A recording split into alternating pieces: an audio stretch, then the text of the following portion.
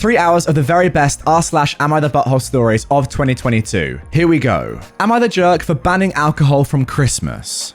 My husband's family likes to drink. Every holiday includes multiple bottles of wine and cocktails. I hate drinking. I've never drank. My father was an alcoholic. I think it's childish if you can't have fun without drinking. This year, I'm hosting Christmas for a change, and I decided since it's at my house, no alcohol is allowed. We're all getting older and it's time to grow up. My husband's sister called to ask what she could bring. She saw a recipe for a Christmas martini that she wanted to bring. I told her about my no alcohol rule. She didn't say much, but must have told the rest of the family. Some of them started texting me, asking me if I was serious and saying that it's lame. But I'm not budging. Now, it turns out my husband's sister is hosting an alternate gathering that almost everyone is choosing to go to instead. It's so disrespectful. All because they'd have to spend one day sober? My husband told me he talked to his sister and we are invited to her gathering, and he said we should just go and stop causing issues. But I won't. It's so rude. Now my husband is mad because I'm making him stay home and spend Christmas with me. But it was my turn to host, and I chose to have no alcohol. They could have dealt with it for just 1 year. Yeah, of course they could have dealt with it for just 1 year, but where's the fun in that? If they want to drink alcohol on Christmas Day of all days,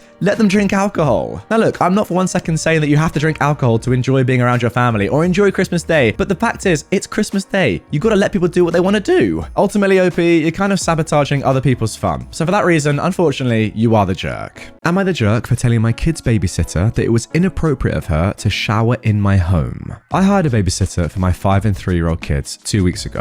My husband works shifts while I work long hours at a marketing company. So far, we've had no issues until yesterday. I came home at 6 p.m. and noticed the babysitter's wet hair and new clothes. She told me she took a shower after one of the kids spilled milk on her. I was confused but visibly upset, but she tried to reassure me the kids were fine because my husband watched them while she took her shower, which only lasted for a few minutes. I was more confused that my husband was home when he had a shift to cover. I told her I didn't think it was appropriate of her to shower in my home like that. She argued that it was fine and that she had no choice and couldn't leave the milk on her like that. We argued, and my husband heard the commotion and got involved. He said it wasn't as big of a deal as I was making it out to be, but I told the babysitter that I did not appreciate how she basically ignored how I felt about this and dismissed my feelings. She went home, but we still argued on the phone. She thinks she's done nothing wrong and said that I was being unfair when I mentioned potentially cutting from her salary after that. My husband keeps saying that I'm overreacting and the poor girl couldn't handle having milk stains on her body and clothes, but I couldn't help feel it was inappropriate and she should have checked with me. So,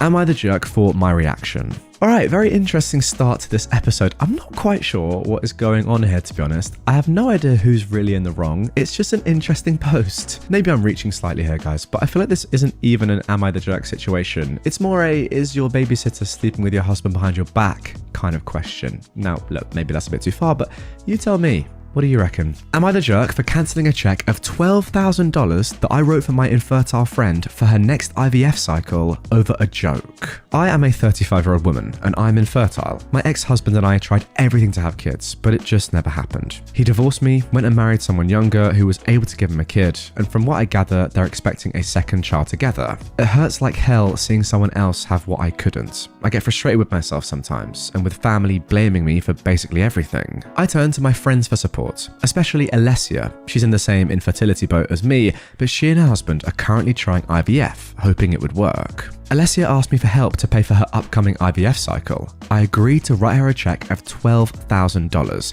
I really wanted to help her, and the money came with no strings attached. I wrote the check and gave it to her last week. She was very appreciative of it. The very next day, I got a sudden message from a mutual friend, Carol, with a screenshot of the conversation she had with Alessia. It turns out she and Alessia were talking about the next IVF cycle, and Alessia said she hoped the cycle would work because she didn't want to end up divorced and having her husband go marry someone younger and have a baby with them and another one on the way. All the while, she's alone and without a family at 35. For context, Alessia is 32. I was stunned and hurt. I knew she meant me here, but I did not confront her. I simply contacted my bank and cancelled the check. In the evening, Alessia called to ask why I cancelled the check, and I told her. She went mental, saying she didn't mean it that way and that she thought that this was somewhat an inside joke between desperate infertile women. She came over with her husband the next day, begging I write another check, but I refused. An argument ensued, and her husband thought I wasn't being supportive of her, like when she supported me throughout my struggles. She left crying, and we haven't talked since then. Her husband keeps reminding me, while repeatedly calling Carol a toxic snake, of the date of the next cycle, saying they can't have it after I took the money that was supposed to pay for it back. Some friends think I'm being oversensitive. Carol's on my side, telling me to tell them to go to hell, but I feel so bad about it. What I've done might just damage our 15 years of friendship. Maybe I shouldn't have cancelled it, but I just felt so offended by what she said about me and how she basically mocked my unfortunate circumstances. So Reddit, am I the jerk? Alright, so the title of this one is a little bit cheeky because what Alessia's said here is not really a joke, is it? It's actually pretty disgusting. Like, for her to be in the exact same position as you and for her still to say that and be that disparaging about your situation when she knows how hard it is herself and she knows how horrible it would be to be in your spot. Yeah, that's not a joke, that's just horribly insensitive, and I would have done the same thing. $12,000 is an insane amount of money. How grateful are you to even suggest that in the first place? But if someone's going to be treating you like this, no way, I'm having that money back. Am I the jerk for asking my friend to move a picture of him and his wife because it made my wife uncomfortable? Me and my wife, Dahlia, lost our apartment 2 months ago and moved in with mum temporarily. Issues began to arise between Dahlia and mum, and I had to ask my friend, Anthony, to let us move in till I get enough money to rent out. His wife was away visiting family and he agreed, but even there, some issues started to arise. FYI, Dahlia is very shy around Anthony. She grew up in a conservative home, so it's understandable, but sometimes it could be a bit much, I admit that. For example, she freaked out when she accidentally drank from his glass. She also once made a fuss when he passed by the guest room when she was lying down and the door was open. Thankfully, Anthony was super understanding and we were able to talk some of these issues out. Last night, Dahlia was passing the hall and noticed a framed picture of Anthony and his wife kissing hanging on it. She told me about it and said it made her uncomfortable. She asked if I could speak to Anthony about it, but he didn't take it well. He gave me a look when I spoke to him and said this was bonkers because first of all, his wife put it there, and second of all, the picture holds sentimental meaning to him and his wife, and he argued that it wasn't some explicit picture of them, just a normal wedding kiss. We started arguing, and he said that it wasn't like it was hanging in the living room wall or a perfectly lit room. I asked him to be a little bit more considerate because it's not like I asked him to remove it completely, just move it elsewhere that Dahlia won't reach, or keep it off the wall until we leave. He said he was sorry, but still refused. I explained how Dahlia was feeling, but he said that again, he was sorry but would not move the picture. We argued some more, and he said that it's his house and that I was being pushy and kind of too comfortable to make such a demand and be pushy still. This morning, Dahlia refused to even come out of the room until the picture is moved. Anthony is refusing, which makes it worse. Now I feel like I'm getting stuck between a rock and a hard place. Yes, she might just be overreacting, but I feel this isn't such a big ask for Anthony to decline and turn down. For what it's worth, if it were me, I would go the extra mile to make sure my guests are comfortable. Anthony's been a friend of mine for 10 years. I wouldn't have asked to move in with him if I didn't have such a strong bond with him. He himself constantly talks about all the things and situations I helped him out with, and we are considered brothers. Yeah, great post. Apart from the fact it's the most ridiculous thing I've ever read in my entire life.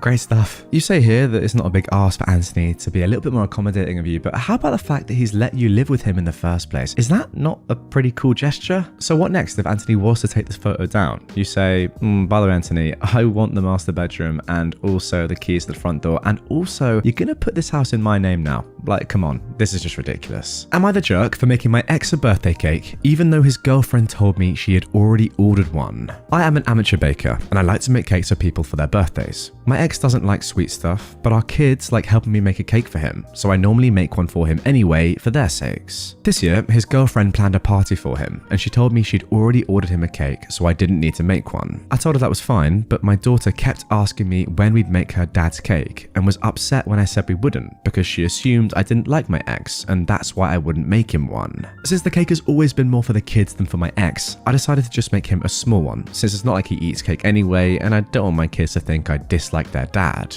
I told his girlfriend beforehand that I was going to make a small cake and she told me not to and that I couldn't bring it to the party. I told her I had to bring it to the party as that's when the kids would give him his gifts. I offered to come early and give it to him before the other guests arrived and then they could put it away and nobody else would know about my cake, but she didn't agree with me and repeatedly told me not to bring it. I did take it with me in the end, and now she keeps complaining to mutual friends that I did it on purpose to ruin the party, and she's calling me weird for making him a cake after I was told not to. So, am I the jerk? Yeah, one word springs to mind here, fellas, and that is not fellas.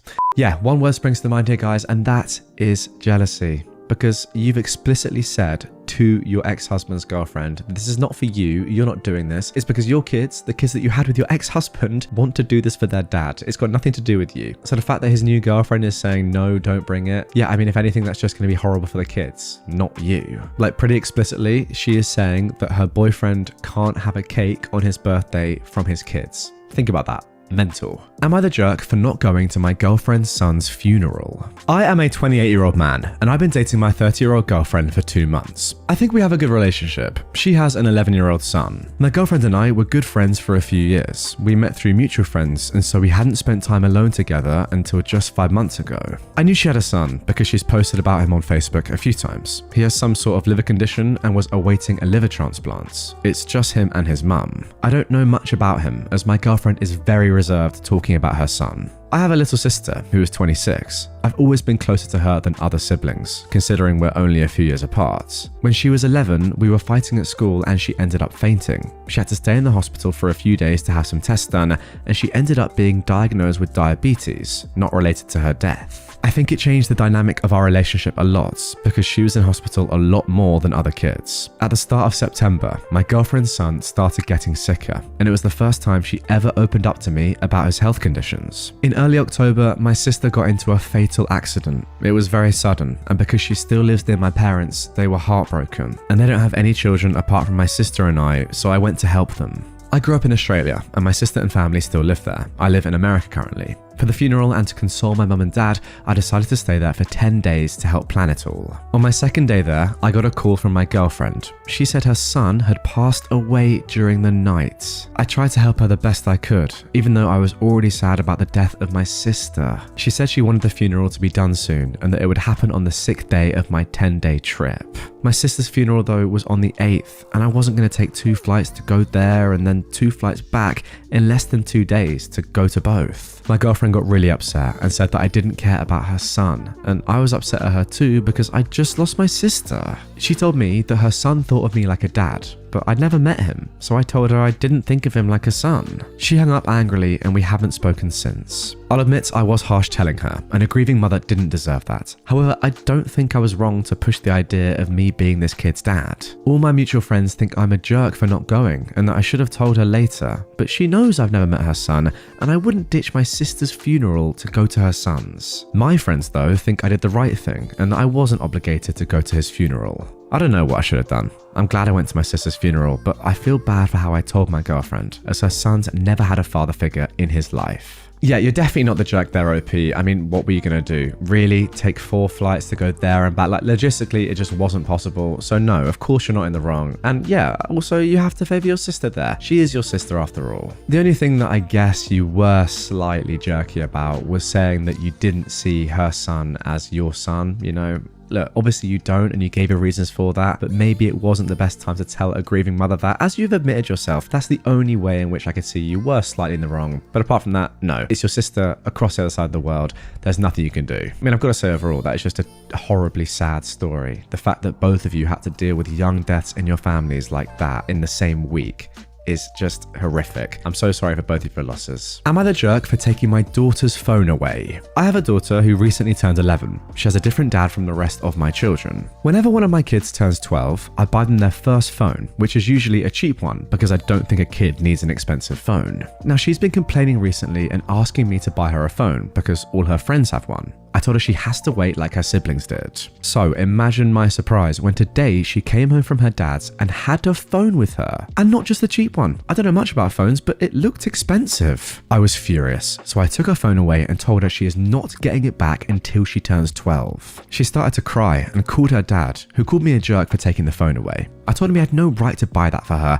and she should have got a cheap phone at her 12th birthday like the rest of her siblings. Wow, another jerk. I didn't think we were going to see one again in today's episode, but there we go, guys. Am I the jerk? Yes. What you're really saying here is that your daughter's dad cannot have his own rules and cannot buy gifts for his children without going through you first, even though it's pretty clear you're not still together. Like what? Every time he wants to do something with your kids, he has to ask you? Or every time he wants to give something to them, he has to ask your permission? No. I get it. You clearly got your own rules, and it's annoying for you that your ex is not following them. But, I mean, you're not together anymore. He can do what he wants. And by you taking your daughter's phone away, that's punishing her for something that your ex has done. How is that fair? Am I the jerk? My roommate called me a leech. The auto-generated Reddit username is pretty fitting because I feel miserable. So this person's username is miserablehat6390. Wow, kind of sad. I used to work a really stressful job with hard hours and terrible co-workers. I was also supplementing my income by renting out the third bedroom in my house. The other spare was a guest room / storage. She paid and pays me $700 every month,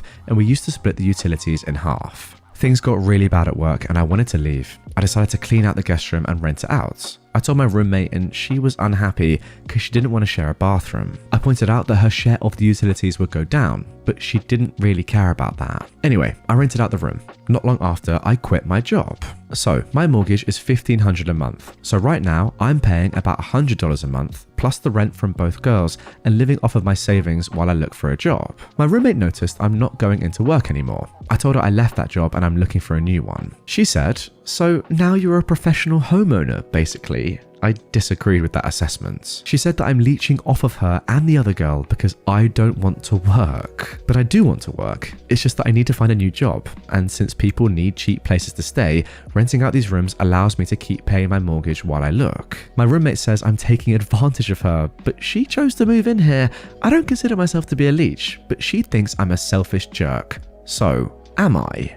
You're not a selfish jerk, pal. You're actually just a switched on geezer. Like, come on. You're paying your mortgage back for $100 a month. That's genius. That's what everyone would want to do in an ideal situation. I mean, you've literally said it right there. They're the ones that are willing to pay for you and help you out with your mortgage. You are giving up rooms to them, obviously, but they're the ones that are choosing to do it. Like, why are you leeching that? It's weird. And again, you're giving them a great rate. You say you're giving them a cheap rate in the area, so they should be thankful that they're getting a good price. Doesn't matter where the money's going. But I mean, you're doing a good thing by using their money to pay back the mortgage on the house that you own. I don't understand. If I was in your spot, I would do exactly the same thing. I mean, honestly, I wish I was in your spot. You guys know that I live in London. Obviously, house prices are very high here. If I had the money, I would definitely buy a gaff and rent it out to my mates or just random housemates. Therefore, they would be paying the majority of my mortgage for me. It's just logical. It makes economic sense. No, you're not a leech. You're just an entrepreneur, my friend. Am I the jerk for not letting my daughter have locks for her room? My daughter, Lara, who is 17, has been struggling to focus on her studies with her brothers, Kyle and Ryan, 12 and 9 years old, constantly disrespecting her privacy. A few days ago, she was yelling for Kyle to come to her room. I asked her what happened. She explained that Kyle flipped all her items upside down. I called Kyle to come and flip everything right side up. Yesterday, Ryan was running into her room and kept stealing her stuff while she ran to get it back. On the night of the same day, Lara was trying to sleep when her brothers suddenly barged in and ran through her room,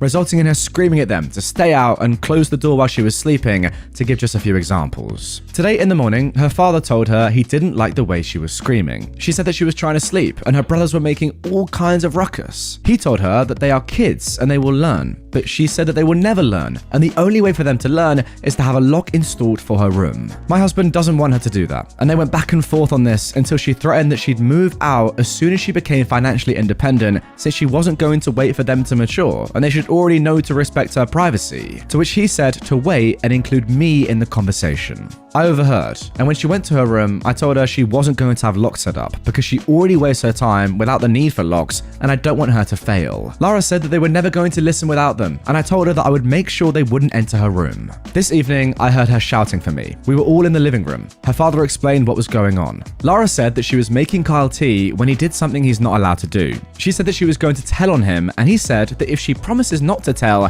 he and Ryan will never go into her room again. But she didn't say that she would or wouldn't, so they ran upstairs to her room. I told her that she has no right to complain, since she always sleeps in Kyle's room after school. Her brothers all agree, and Lara calls all of us the worst. None of us are allowed in her room, and leaves. She comes back after a minute and says that she only sleeps in Kyle's room because he never uses it aside from sleeping at night, and if he was to use it for studying, then she would never go there. Meanwhile, they constantly disturb her, mess with her stuff, and make her unable to sleep just last night. I told her if they ever go into her room, she needs to come to me. Then Kyle starts saying that they have the right to go into her room while she was trying to sleep because they were playing. Lara yelled at him and then said that she couldn't wait to move out soon, so she no longer has to deal with them. She also called me an awful mother for not giving her bedroom locks. Am I the jerk for being upfront and telling my parents that I am putting them in a home? My family is from South Asia, but we live in the States. My parents loved my older brother and tolerated me. They expected me to just stay home and take care of them and my brother. That wasn't for me. I got a partial scholarship to a state school and got the frick out. I worked the 4 years of my undergrad and was fortunate enough to get a full scholarship for my after degree. So I graduated university with only a small debt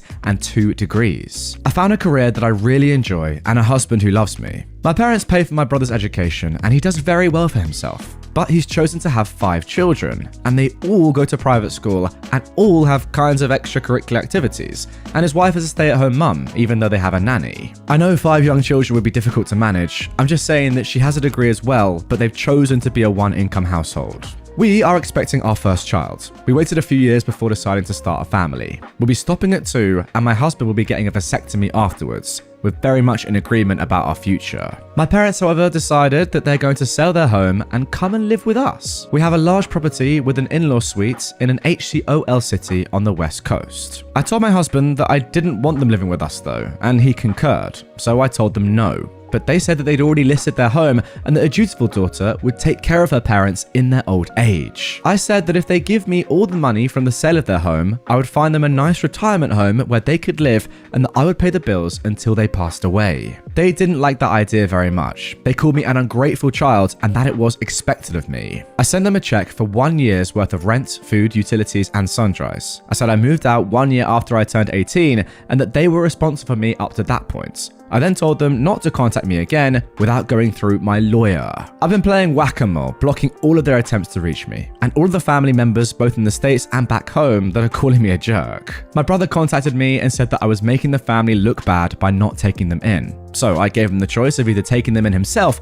or never bringing it up to me again, or I'd be going no contact with him as well. So, was I too harsh? And does that make me a jerk? I should probably add that they didn't approve of me marrying a person not from their culture and religion, so they didn't contribute to our wedding even though they did attend. Am I the jerk for returning my husband's birthday gift to pay for the birthday cake my daughter baked after he refused to pay her? My 16-year-old daughter has a thing for baking. She bakes cakes and some, I said some, not all, sweets, and makes money out of it by selling her work to relatives, friends, and supposedly us. My husband, her stepdad, had his 45th birthday a few days ago. He asked my daughter to bake him the birthday cake and she agreed. I told him about paying her, to which he responded with, "Pff, pay her? Get out of here, I'm her dad." I insisted, seeing she's a yes person and a people pleaser, so won't outright demand money from him. He said he'd pay, but days went by and he didn't pay her a cent. I decided to go ahead and sell the wristwatch that I bought him for his birthday and give my daughter the money as payment for the cake. He found out and went off on me. I told him he had enough time and should have paid her 7 days before receiving the cake. He said that I was teaching her to treat familial relationships as transactional and raising her to be materialistic. I explained the time, effort, and even money she put towards making the cake, but he lashed out verbally, calling me a jerk for making this move and for enabling my daughter to expect so much from family that she's supposed to help with nothing in return. He is furious and told almost the whole family about how I took back his birthday gift and returned it. I got enough shame from family members to begin to think that I might be the jerk for how I dealt with this. So am I the jerk? Guys, my daughter did want and expect to be paid.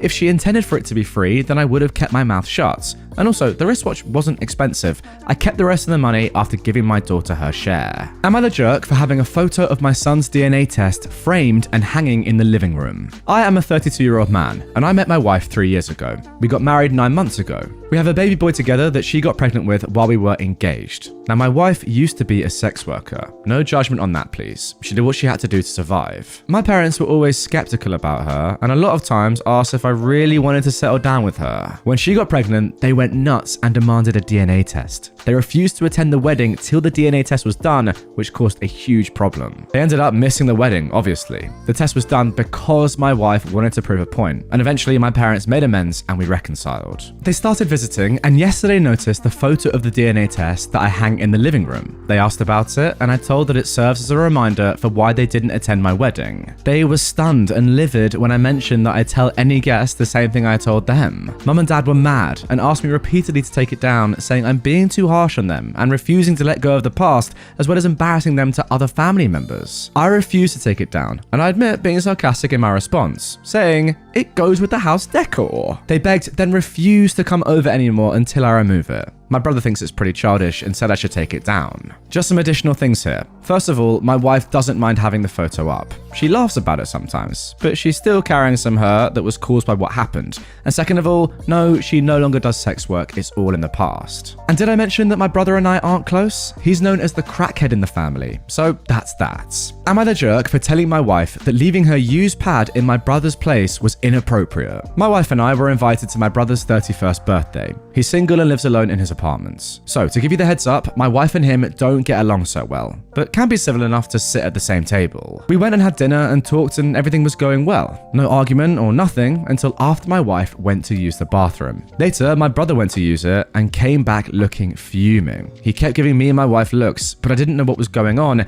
till he pulled me aside before we left and told me that my wife had left her used pad in his bathroom. I was shocked and didn't know what to say because this felt highly inappropriate. He said he didn't appreciate what my wife did and that it was a sign of disrespect towards him. I apologized profoundly and said I didn't know about it. He asked me to speak to her or she wouldn't be welcome in his place anymore. We got in the car and I asked my wife about it. She nonchalantly said there was nothing wrong with what she did and that my brother was being ridiculous. I kind of flipped and told her it was very inappropriate for her to leave her used pad in his place, even if it was in the bathroom and in the trash can, because it made him uncomfortable. She yelled, asking what was she supposed to do, and I told her she could have taken it with her and threw it outside, not in his bathroom. That's my brother's place, and he told me how he felt about it. She yelled at me, calling my brother an incel and me a jerk for getting in her face about it. She said she needed to use the bathroom, and it's not like the pad was visible since she dumped it in the trash can. At home, we still argued about it, and she kept on calling me and my brother names. She's currently not speaking to me and is avoiding me entirely.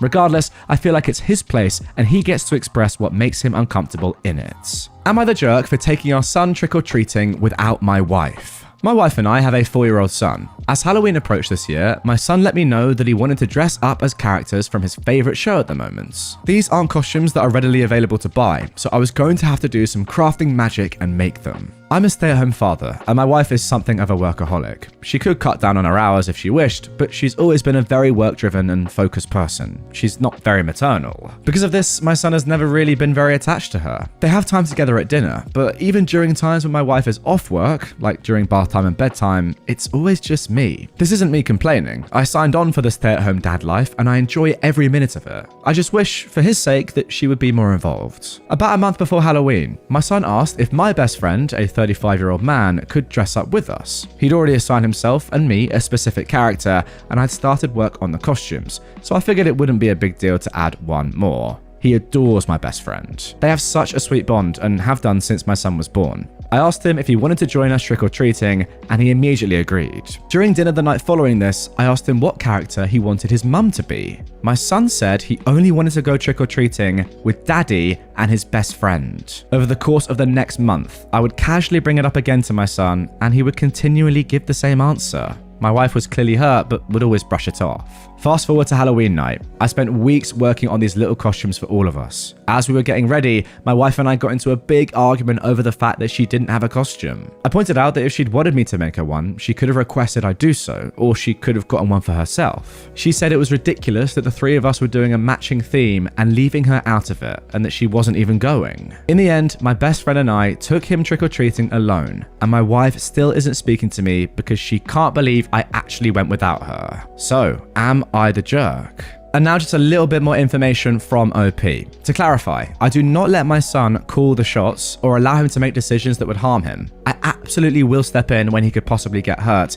This was not, though, one of those times. I practice gentle parenting as much as possible, and in my mind, it wouldn't have been beneficial to mum and son's bond to force him to choose a costume and include her in the matching outfits when he'd expressed multiple times that he didn't want that. I think that bonding needs to happen in situations where my son is not only a willing participant, but an enthusiastic one. At dinner, there are times when he attempts to interact with her, and it seems like she just zones out or doesn't bother engaging with him in a meaningful way. That is where I think their bonding needs to start, from the ground up, not force via a matching costume that my son has not been receptive to. Another thing I wanted to address, I've seen many comments saying mum not coming should have never been presented as an option to him. You should have asked him what character should mum be instead, which I did. With that being said, I will fully admit that I should have done more to include her. But on the other hand, I didn't think a lack of a costume, we've gone trick-or-treating in the past without costumes, as most adults with children have, would cause her not to go at all. This is why I felt like if she saw it as such a big deal, she should have brought it up herself. Am I the jerk for telling my fiance's family that he's unemployed after they kept implying that I was a gold digger? So, my fiance, a 33-year-old man, comes from a well-off family. I, a 29-year-old woman, come from a working-class family. My fiance's family are nice, but they can't help throwing comments at me about how I might be a gold digger. For example, if he buys me something, they'll go, "Oh, Jason bought you that? You know what this looks like, right?" And/or, "Wait, Jason paid for this? Only gold diggers make their partners pay for stuff all the time. Just saying." It's so demeaning, and my fiance does nothing to stop it, especially now that he's in a bad place in life after he lost his job. And since he's keeping it a secret, I'm the one paying for everything. This has been going on for 4 months. Last week, his parents invited us for dinner and he insisted that we go, so we went. At the dinner table, his mum grabbed my hand, literally while I was eating, and looked at my bracelet and went, "Oh, this bracelet looks really nice. Did Jason pay for it?" I nodded and reminded her that he bought it for me as a birthday gift last year. She was like, wonder how much it costs. She then leaned back and said, "You know, I remember when my brother was dating this gold digger woman, she'd receive expensive stuff like this," pointing at the bracelet, "for her birthdays." I was stunned. I cut her off and asked if she meant to say that I was a gold digger. She threw her hands up and went, "I mean, if the shoe fits," while laughing awkwardly. Silence took over. I looked at my fiance and he shook his head at me, like, "What?" I snapped. I told her it was bold of her to imply that I was a gold digger when I'm literally providing for her unemployed son, and I have been doing so for 4 months now. They all looked shocked. She glanced at me in shock, and his dad asked if it was true, and my fiance just froze, but looked so angry. An argument ensued, and dinner was cut short, and we had to leave after they started berating him. He had a rage fit in the car, just yelling and lashing at me. In my defense, I said that he sat by and let his mum continually imply that I was a gold digger, but he said that they never outright called me a gold digger, so it was all in my head. He said I still had no right to take advantage of his unfortunate circumstance to get back at his mum and expose him to the family. His parents went on about how disappointed they were, and now as a result, he's been disinvited from Thanksgiving. He blew up at me because of it this morning and kept saying I screwed him over so badly when he was just an innocent bystander. Yeah, apart from the fact that he definitely wasn't an innocent bystander. He could have come in at any point and interjected and said, "No, this is what's really happening," and defended you, and by the way, supported you and said, "She's actually doing really well, providing for the both of us right now. I'm in a tough spot, and don't say this to my fiance." But no, he just sat back and said nothing. What a You can't say that word, but that's what he is. I mean, it goes without saying, you're not the jerk here, OP, and in fact, you did the right thing, of course, by standing up for yourself and, you know, exposing this fraud. He should have done it himself. He should have had the humility to do it, but no, you had to do it for him, so fair play. Now, before we get into our next story, I have a very special announcement for you. After an insane amount of demand from you guys, I'm delighted to say that I've released some limited edition Not Today Karen merch. Picture this, you're out and about in the streets and a wild Karen appears and starts confronting you. What do? Well, normally you have to talk to a witch like this. However, get one of these t-shirts or hoodies on and all you have to do is simply point to it, laugh, and walk away. How easy is that? The link is down in the description if you like what you see. Go ahead, check the stuff out. I think they'd make a great Christmas present or even just a little gift for yourself. As always, it's official stuff from the very best supplier, so the quality is unmatched and it's one of the best ways to support me and the channel. With that being said, let's carry on. Am I the jerk for telling my wife that she can stay home this Thanksgiving? My wife is a grade A+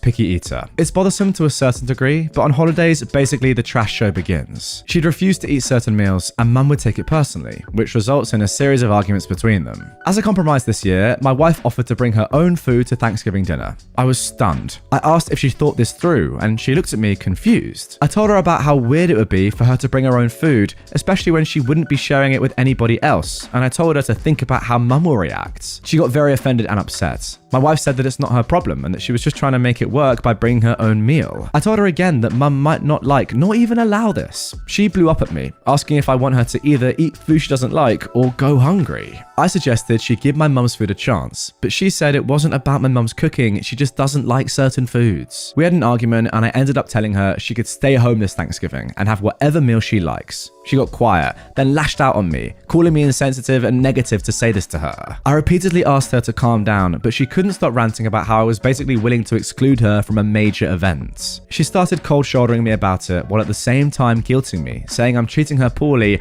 after she offered the perfect compromise. I mean, yeah, she's not wrong. You have treated her poorly, and she is offering the perfect compromise. It's not a personal thing with your mum. She's openly said that. She just doesn't like the food. She's a picky eater, but she's accepted that. And therefore, in order to combat that and still fit in, she's going to make and provide her own food and bring it with her and eat it. That seems reasonable to me. What doesn't seem reasonable is trying to force feed someone that has openly said that they don't like certain foods. Yes, ideally, your wife would like all normal foods, but she doesn't. And I would think that you would know this now after being with her for, I presume, a decent amount of time. Yeah, it's a weird one. Eat food you hate or don't come at all.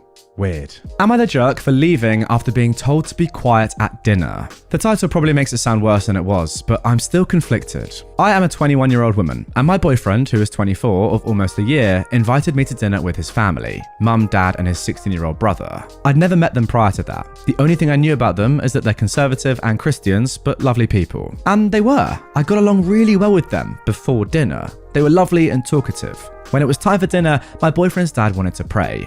After praying, he said something along the lines of, "Let us dig and let the food keep us quiet." This is a pretty popular saying in our country, mostly told to young children in school. My understanding of this has always been that you shouldn't speak with food in your mouth or be extremely loud at the table. I wouldn't say it's a cultural thing though. I dug in, took a bite, it was fish soup. Absolutely delicious. And you know, like a good guest, I wanted to compliment the cook. "This is delicious. Is it saffron? A perfect autumn soup." My boyfriend's brother looked surprised. My boyfriend's father hushed me, big time. A really aggressive shh with a finger over his lips. And then he said again, "Let the food keep us quiet." I apologized because I thought I had accidentally spoken with food in my mouth or something. But a few minutes passed and nobody said a word. Super awkward and weird, especially since they'd been so talkative before. My boyfriend was also unusually quiet. After a few minutes, I was too weirded out and I asked about their day and how nice it was that they invited me there. And his mother did the hush thing. So awkward. I think this is when it clicked. No speaking at all at the table. Let the food keep us quiet. Really quiet. But this was a super awkward situation and I couldn't deal with that. Imagine sitting at a table with 5 people, everybody eating soup, looking dead serious. So I laughed. It just slipped out. I ended up being told off by my boyfriend's parents that I was being disrespectful, etc. And if I didn't respect how their household worked, I could eat alone in the kitchen. We were eating in like a separate dining room. So I thanked them for the food and left to the hotel me and my boyfriend stayed at. My boyfriend later told me that it was a butthole move, that I should have just kept quiet or eaten alone in the kitchen. I understand their family traditions and rules, but it was so weird. I just couldn't take it anymore. Was I being a jerk though? Now honestly, I'm actually cringing at the thought of being here at this table, nobody's speaking, looking dead serious, especially after they've been so chatty before. Like, how weird is that? The weirdest thing about this, the weirdest thing about this is that they do this, but fair enough. If it's for some cultural, religious reason, I can get behind it, I guess, even though it is pretty weird. The weirdest thing, other than that, is that your boyfriend never told you about this. Why would he not let you know that that is how family dinner works? Wouldn't that be the obvious thing? Oh yeah, by the way, we kind of eat food a little bit weirdly. You're not allowed to speak or even breathe. Eat your food and yeah, let the dig, what even was it? Dig up our food and our okay, I'm not gonna be disrespectful, but something like that, you know? Very strange tradition. Very, very strange that your boyfriend wouldn't tell you about it. Of course, you're not the jerk. Am I the jerk for cancelling the plans for Thanksgiving after my parents called my brother's baby their first grandchild? I am a 32-year-old woman, and I've been with my wife, Ava, for 8 years now, but we've been married for 5. She was a single mum of 3 kids when we started dating. She had 2 daughters, now 10 and 12, and a son, now 16. I've watched these kids grow up. I've read them bedtime stories, done bath time, the first days of school, PTA meetings, all of it. I very much consider them to be my kids, and they've been calling me mum for almost 6 years now. My brother Ivan, a 28-year-old, just had a baby girl with his fiancée Sarah. I love my niece, and my kids adore their cousin. My kids have been the only grandchildren on my side of the family since Ava and I got together, and there's never been a moment where the kids and my wife were treated like they didn't belong. My brother is their uncle, my mum and dad are their nana and pop. The kids see my family as their family, and I always thought that my family felt the same way about them. The kids and I were over at my brother's house just hanging out, and my parents ended up dropping by with gifts for my niece. Ivan laughed when he saw the toys and told our mum and dad that they were going to end up spoiling her rotten. My mum said, since my niece is their first grandchild, of course they have to spoil her. My kids were sitting in the living room with all of us, and my youngest daughter looked hurt when she realized what my mum said. My son and my 12-year-old didn't fully react to it, but I could tell it bothered the both of them too. Sarah spoke up and said, "Oh, you mean first grandbaby, not first grandchild." My dad shook his head though and replied that my niece was their first grandchild. I didn't want my kids to keep sitting there and listening to that, so I handed my son my keys and told him to go and wait in the car with his sisters. When they were gone, I asked my parents why the heck they'd say that my kids weren't their grandchildren, and my mum said they couldn't be their grandchildren because they weren't really my children. My wife and I were going to be hosting Thanksgiving at our house this year, but I told my parents that if they didn't view my kids as their family, then they could just host a meal at their house with their real family while I spent the holiday with mine. I left before they could say anything else to me, and my wife and I have reiterated to our children that they will always be my kids and I will always be their mum, regardless of our DNA. My brother is fuming at me now because he thinks I reacted too harshly and that I should try to see where my parents are coming from.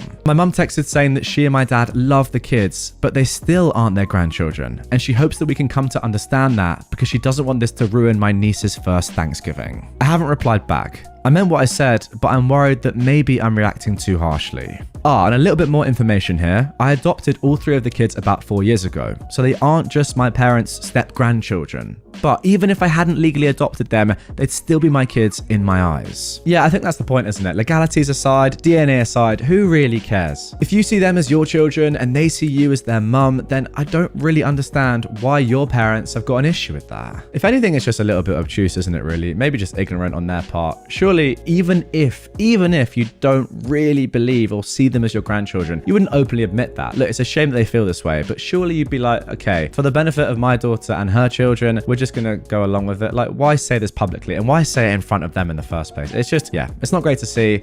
Ignorance personified. Am I the jerk for kicking a girl I didn't know out of my wedding? My husband and I, both 27 years old, got married a few weeks ago, and he obviously is still upset about it, but I don't think I was wrong, so I thought I'd ask here. We only gave +1s to married couples, or if we knew the significant other well. My husband has one childhood friend that was coming from out of state to attend. I've met him a bunch, but only his girlfriend of 3 years a few times because of the distance. I didn't want to give him a +1, but my husband begged since he was traveling and didn't know anyone else at the wedding, he didn't want him to be uncomfortable or have to travel alone. I said fine just to make him happy. Flash forward to the reception. I see him with some girl I've never seen before. I asked my husband what was up, and he told me that his friend and his girlfriend broke up a few days before the wedding, and since he already RSVP'd as 2, he brought a friend with him. I was fuming, since I made an exception for him and I didn't want anyone random at my wedding. I had one of my bridesmaids go to him and tell him he could stay, but can his date please go back to the hotel? This is a private event. He said okay and didn't make a fuss, but he left with her and didn't come back. I thought everything was fine and had a great night. My husband found out about it the next day and we got into an argument. He's mad because his friend travelled and I kicked him out without talking to him. I didn't kick him out, just his date. Now it's a few weeks later and my husband is still bringing it up from time to time and his friend hasn't been answering his texts. I kind of feel bad, but it was my wedding and I didn't want any strangers there. Yeah, and I kind of feel bad for you that you are the way you are.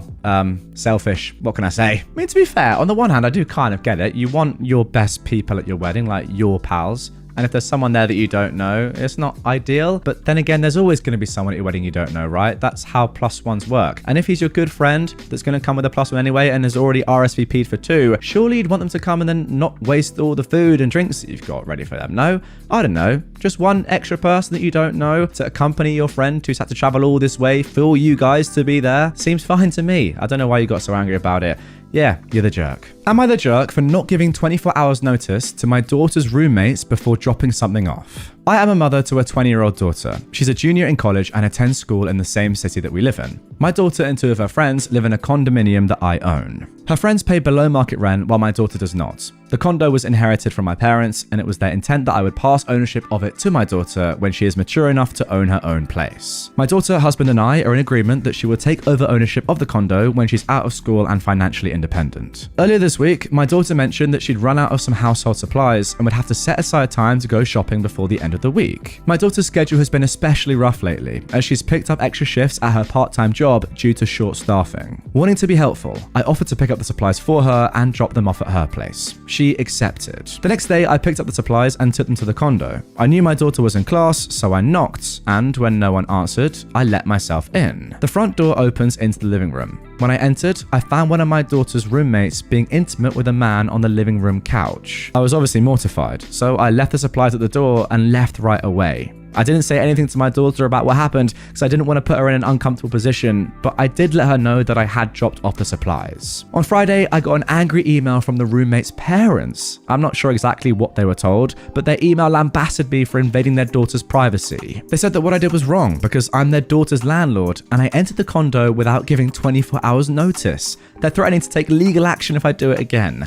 I am vaguely familiar with this requirement, but I didn't think it was applicable here. Was I the jerk in this situation? I feel bad about what happened, but I also don't feel like I was out of line. Well, this one might be the dumbest one I've read so far. Obviously you're not the jerk. What are these parents doing? Yes, I get it. You're officially the landlord, but you're also one of the tenants' mothers, dropping round stuff. Does that role not come a little bit higher in the priority scale than being the landlord? Especially when you're charging them below rent, probably being very nice to them because they're your sister's pals, etc., etc.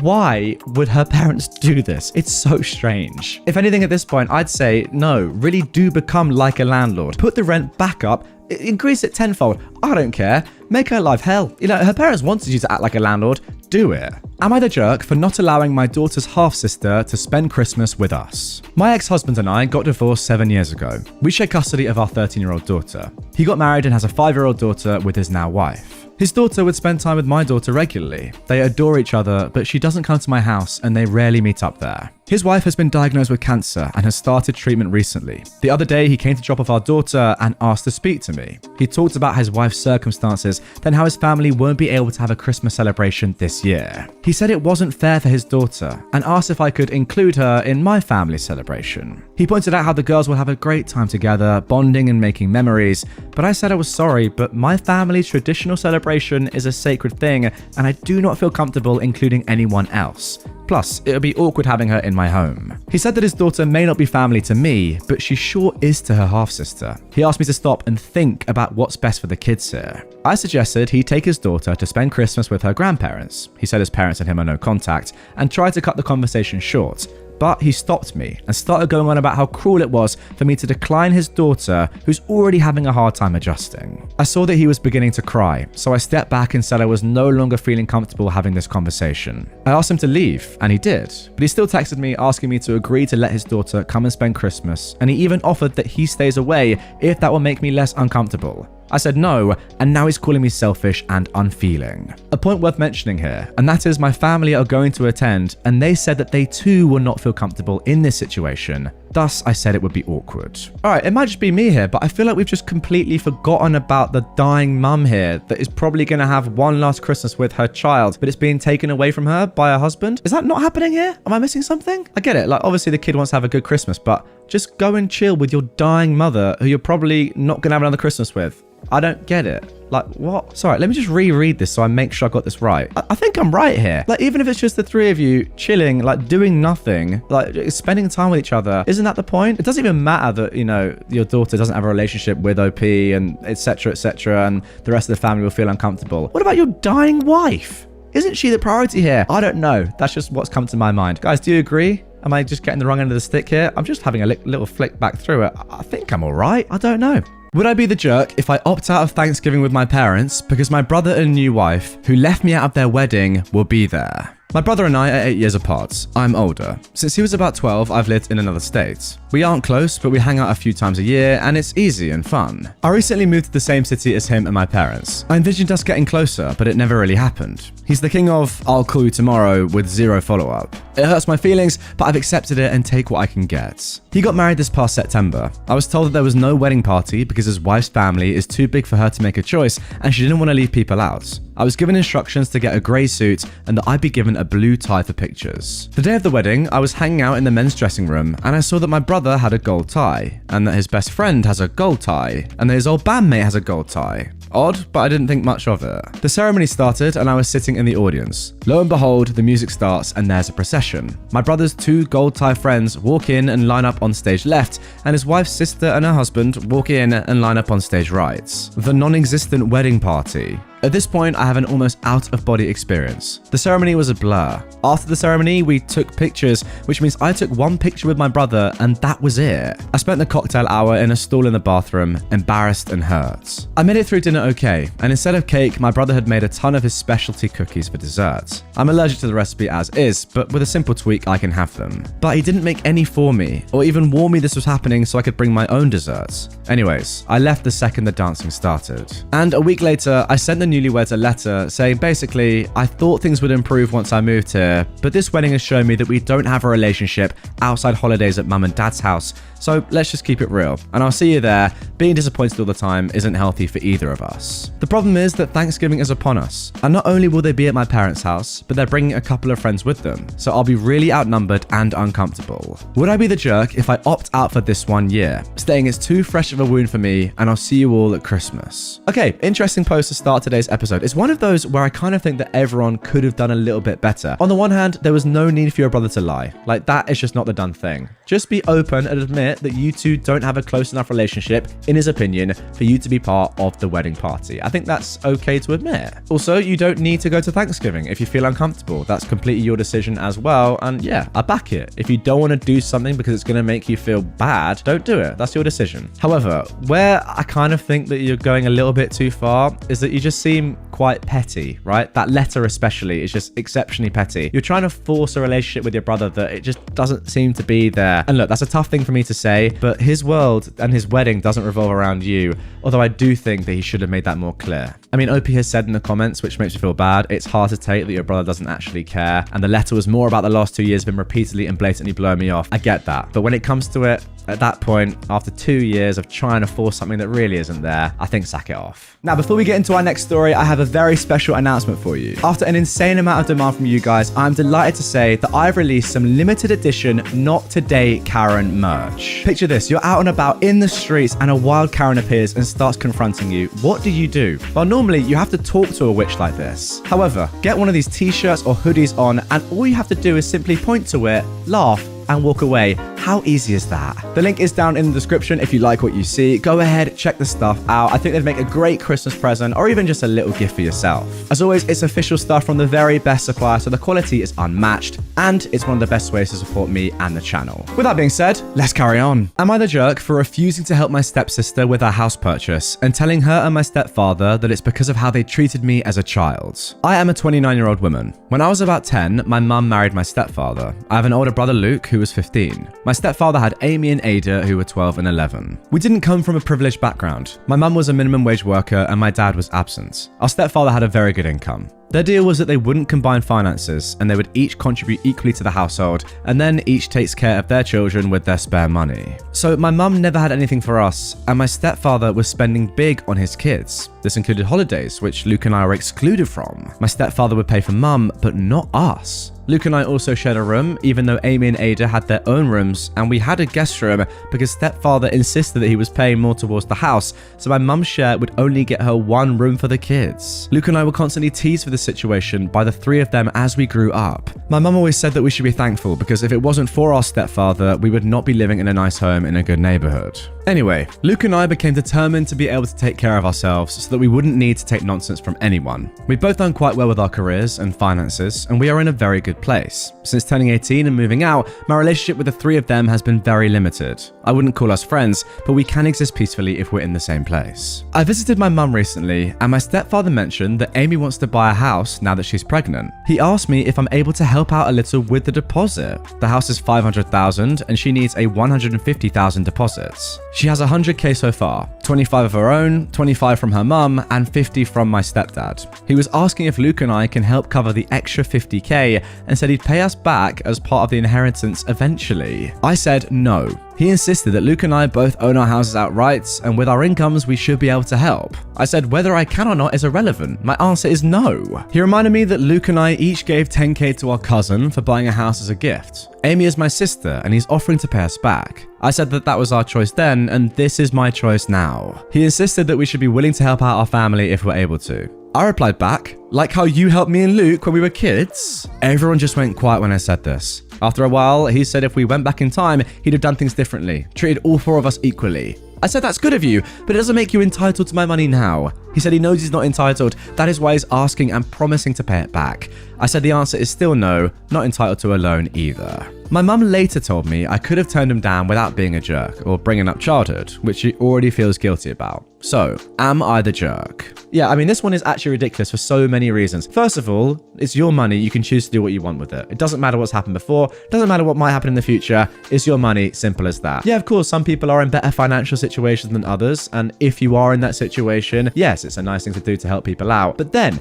given the circumstances of when you were younger and how your household was so unequal because of this weird bloke, why would you ever, if you had £1 billion, you still give none to them? Are you joking? You've got to think of all those years. And yeah, of course now he's going to say, oh, I would have done things differently. Who cares? You didn't at the time. That's your own fault. No, you're obviously not the jerk. But this man 100% is. Am I the jerk for pretending not to understand a joke so that my stepsister's boyfriend would have to explain it? I am an 18-year-old woman and I live with my dad, his wife Hannah, Hannah's daughter Grace, who is 20, and our younger brother, who is 8. Grace really only comes to stay on the weekends since she's in college. And this time she brought her boyfriend Isaac with her. I am biracial. My dad's white and my mum is black. Honestly, I don't look anything like my dad, so most people don't even think I am mixed. We like to joke that I got his personality instead of his looks. Wow, I feel like I'm reading a story about myself. People tend to say offhanded stuff to me about how I don't look the way they think I'm supposed to. I'm kind of used to it, especially since my dad ended up married to a woman that is also white. So like every time I'm with them, it obviously looks like I'm the odd one out. I'm not afraid to correct people, but sometimes that gets exhausting and I'll just play dumb instead. Grace and I had planned to get lunch together and her boyfriend Isaac ended up coming along with us. She wants him and I to get to know each other better since she really likes him, so I figured that's why she brought him. While we were having lunch, my mum's side of the family was brought up. And then Isaac said that it must have been a shock to my dad, at least for me to end up so dark, since most mixed kids are lighter in complexion than I am. But then he said that at least I ended up with good hair, so I didn't lose out completely. Grace didn't speak up and say anything to him about it, so I pretended not to understand what he meant and asked what was so good about my hair and what it was he thought I was losing out on anyway. He got flustered and said, well, you know, most girls with your skin tone have curlier hair. So then I asked why he thought my hair was good just because it wasn't that curly. He said he felt it just looked nicer. So I asked why he thought that textured hair didn't look just as nice. He kept blubbering out excuses and digging the hole even deeper for himself, and finally Grace told me to cut it out and leave him alone. I paid for part of my lunch and left after that. I didn't tell my dad or Hannah what happened, but it's obvious enough that Grace is mad at me. My dad asked that she and I solve whatever the problem is because he hates seeing us be so tense around each other. Grace ended up telling me that she was fuming because I made her boyfriend look like a jerk by playing dumb. I told her that I didn't have to make him look like a jerk because he already was one, but she said that I drew the problem out more than necessary and made it worse than it needed to be when I could have just told him that he effed up. I mean, I could have done that, but I don't think it should be my job to. And plus, I feel like it was probably more effective to get him to explain his logic out loud rather than have me tell him he was being a jerk. Grace is insisting that I should have just told him point blank, and because I didn't, she thinks I'm the butthole. Yeah, to be fair, I fully rate it. Like, you're calling someone out on their prejudice and making them explain the situation so they realize that they're being prejudiced. Nothing wrong with that. Good stuff. Simple. I mean, it's pretty clear just rereading the end bit where Isaac is stuttering and stumbling. He knows that he's made a terrible joke, right? He knows that he is, you know, not being very nice to you. Simple as that. And you calling him out has made him realize that. So yeah, education, I reckon, is a good thing. No? Good stuff. Am I the jerk for making a post about my daughter's favorite celebrity being rude to us? My daughter and I were recently on vacation. We spent the day in an area that's known to have a lot of rich and famous people. And towards the end of the day, we saw one of my daughter's favorite celebrities, we'll call her A, walking out of a store. My daughter ran to the store, but when she got near A, she was stopped by A security. They said that A was there with her daughter for her daughter's birthday and wants to focus on her daughter. My daughter was very upset because she's been a fan of A for a very long time, so she tried again for a picture but was turned away. My daughter was crushed, so later that night I made a post talking about my experience with A, how she wouldn't let anyone go near her and her daughter, the fact that her security was rude, and her not being willing to stop for a couple seconds for a picture. I understand it's her daughter's birthday, but a 1-minute interaction with a fan isn't going to ruin her day. And if it does, that girl needs to learn that the world doesn't revolve around her. The post ended up getting a lot of attention, and a lot of people actually said my daughter and I were being entitled for expecting A to interrupt her daughter's birthday for everyone that wants a picture. I wonder why. My husband also saw the post and said he couldn't believe that I would bash her for trying to spend the day with her daughter. I'm not trying to bash her for spending the day with her daughter, but she wouldn't be where she is without her fans, so I think she at least owes it to them to take a picture. So, am I the jerk for making the post about A? Yeah, I completely agree with your husband here. Are you joking? Like, come on, think about it. For you and your daughter, sure, it's just one photo, but what if every person in the world, all of her fans came up to her all the time and then said, yeah, just a quick picture, it would take a minute. Add up all those minutes on her daughter's birthday. You as a mother with your own daughter, at least you should understand that, no? And look, I get it. It's not ideal, especially for your daughter. She's going to be upset. That is tough. And ideally, this wouldn't have happened. But from the celebrity's point of view, you have to admit it makes perfect sense. And making that post and everyone commenting you're entitled, that's probably because you're entitled. Am I the jerk for cheating to get a promotion? I put the cheating in quotes here because I don't think it's cheating, but my colleagues disagree. I'm in my 30s and everyone involved is between 30 and 50 years old. About 6 months ago, our unit VP announced his retirement by the end of the year, so the company went into search mode. We recently found out our manager will be promoted into the VP position, so now his position needs to be filled. Which brings us to my current situation. I'm single with no kids, so I have no other responsibilities except to myself. I really want this position because it's a visible position and a great stepping stone to my career, as seen by my manager's promotion, and it will almost double my pay. Once we found out about our manager's promotion, I started to take on extra projects and taking work home. I leave work at my normal hours, then work from home until 9 or 10 p.m, even on the weekends. All of those extra hours have allowed me to take on harder projects that other people turn down and complete more than anyone else. My manager and the VP have noticed and complimented me on my hustle. My colleagues also noticed my increased production. Last week, a work friend asked me how I'm able to do all of those projects in 8 hours, and I told her about my nights and weekends. Word got around, and this week during our weekly conference call, my colleagues told me to cut it out. They accused me of cheating because I'm putting in the amount of hours they can't, so I'm skewing the production numbers. I refused. I don't think it's cheating at all, and I argued they can put in the same amount of hours if they like. Some said they can't because of family time, and others refused to work hours they won't get paid for. We're all on salary. We spent most of the meeting arguing about it. So, am I cheating? Am I the jerk? Alright, the last time I checked, working hard at your job and doing extra hours is not cheating. And just because these people have chosen to live lives in which maybe they can't afford to give more hours to their job, or they just don't want to, both of which, by the way, is completely fair, it doesn't mean that you're doing unfair stuff because you've chosen to do that, if that makes sense. Like, it's your decision.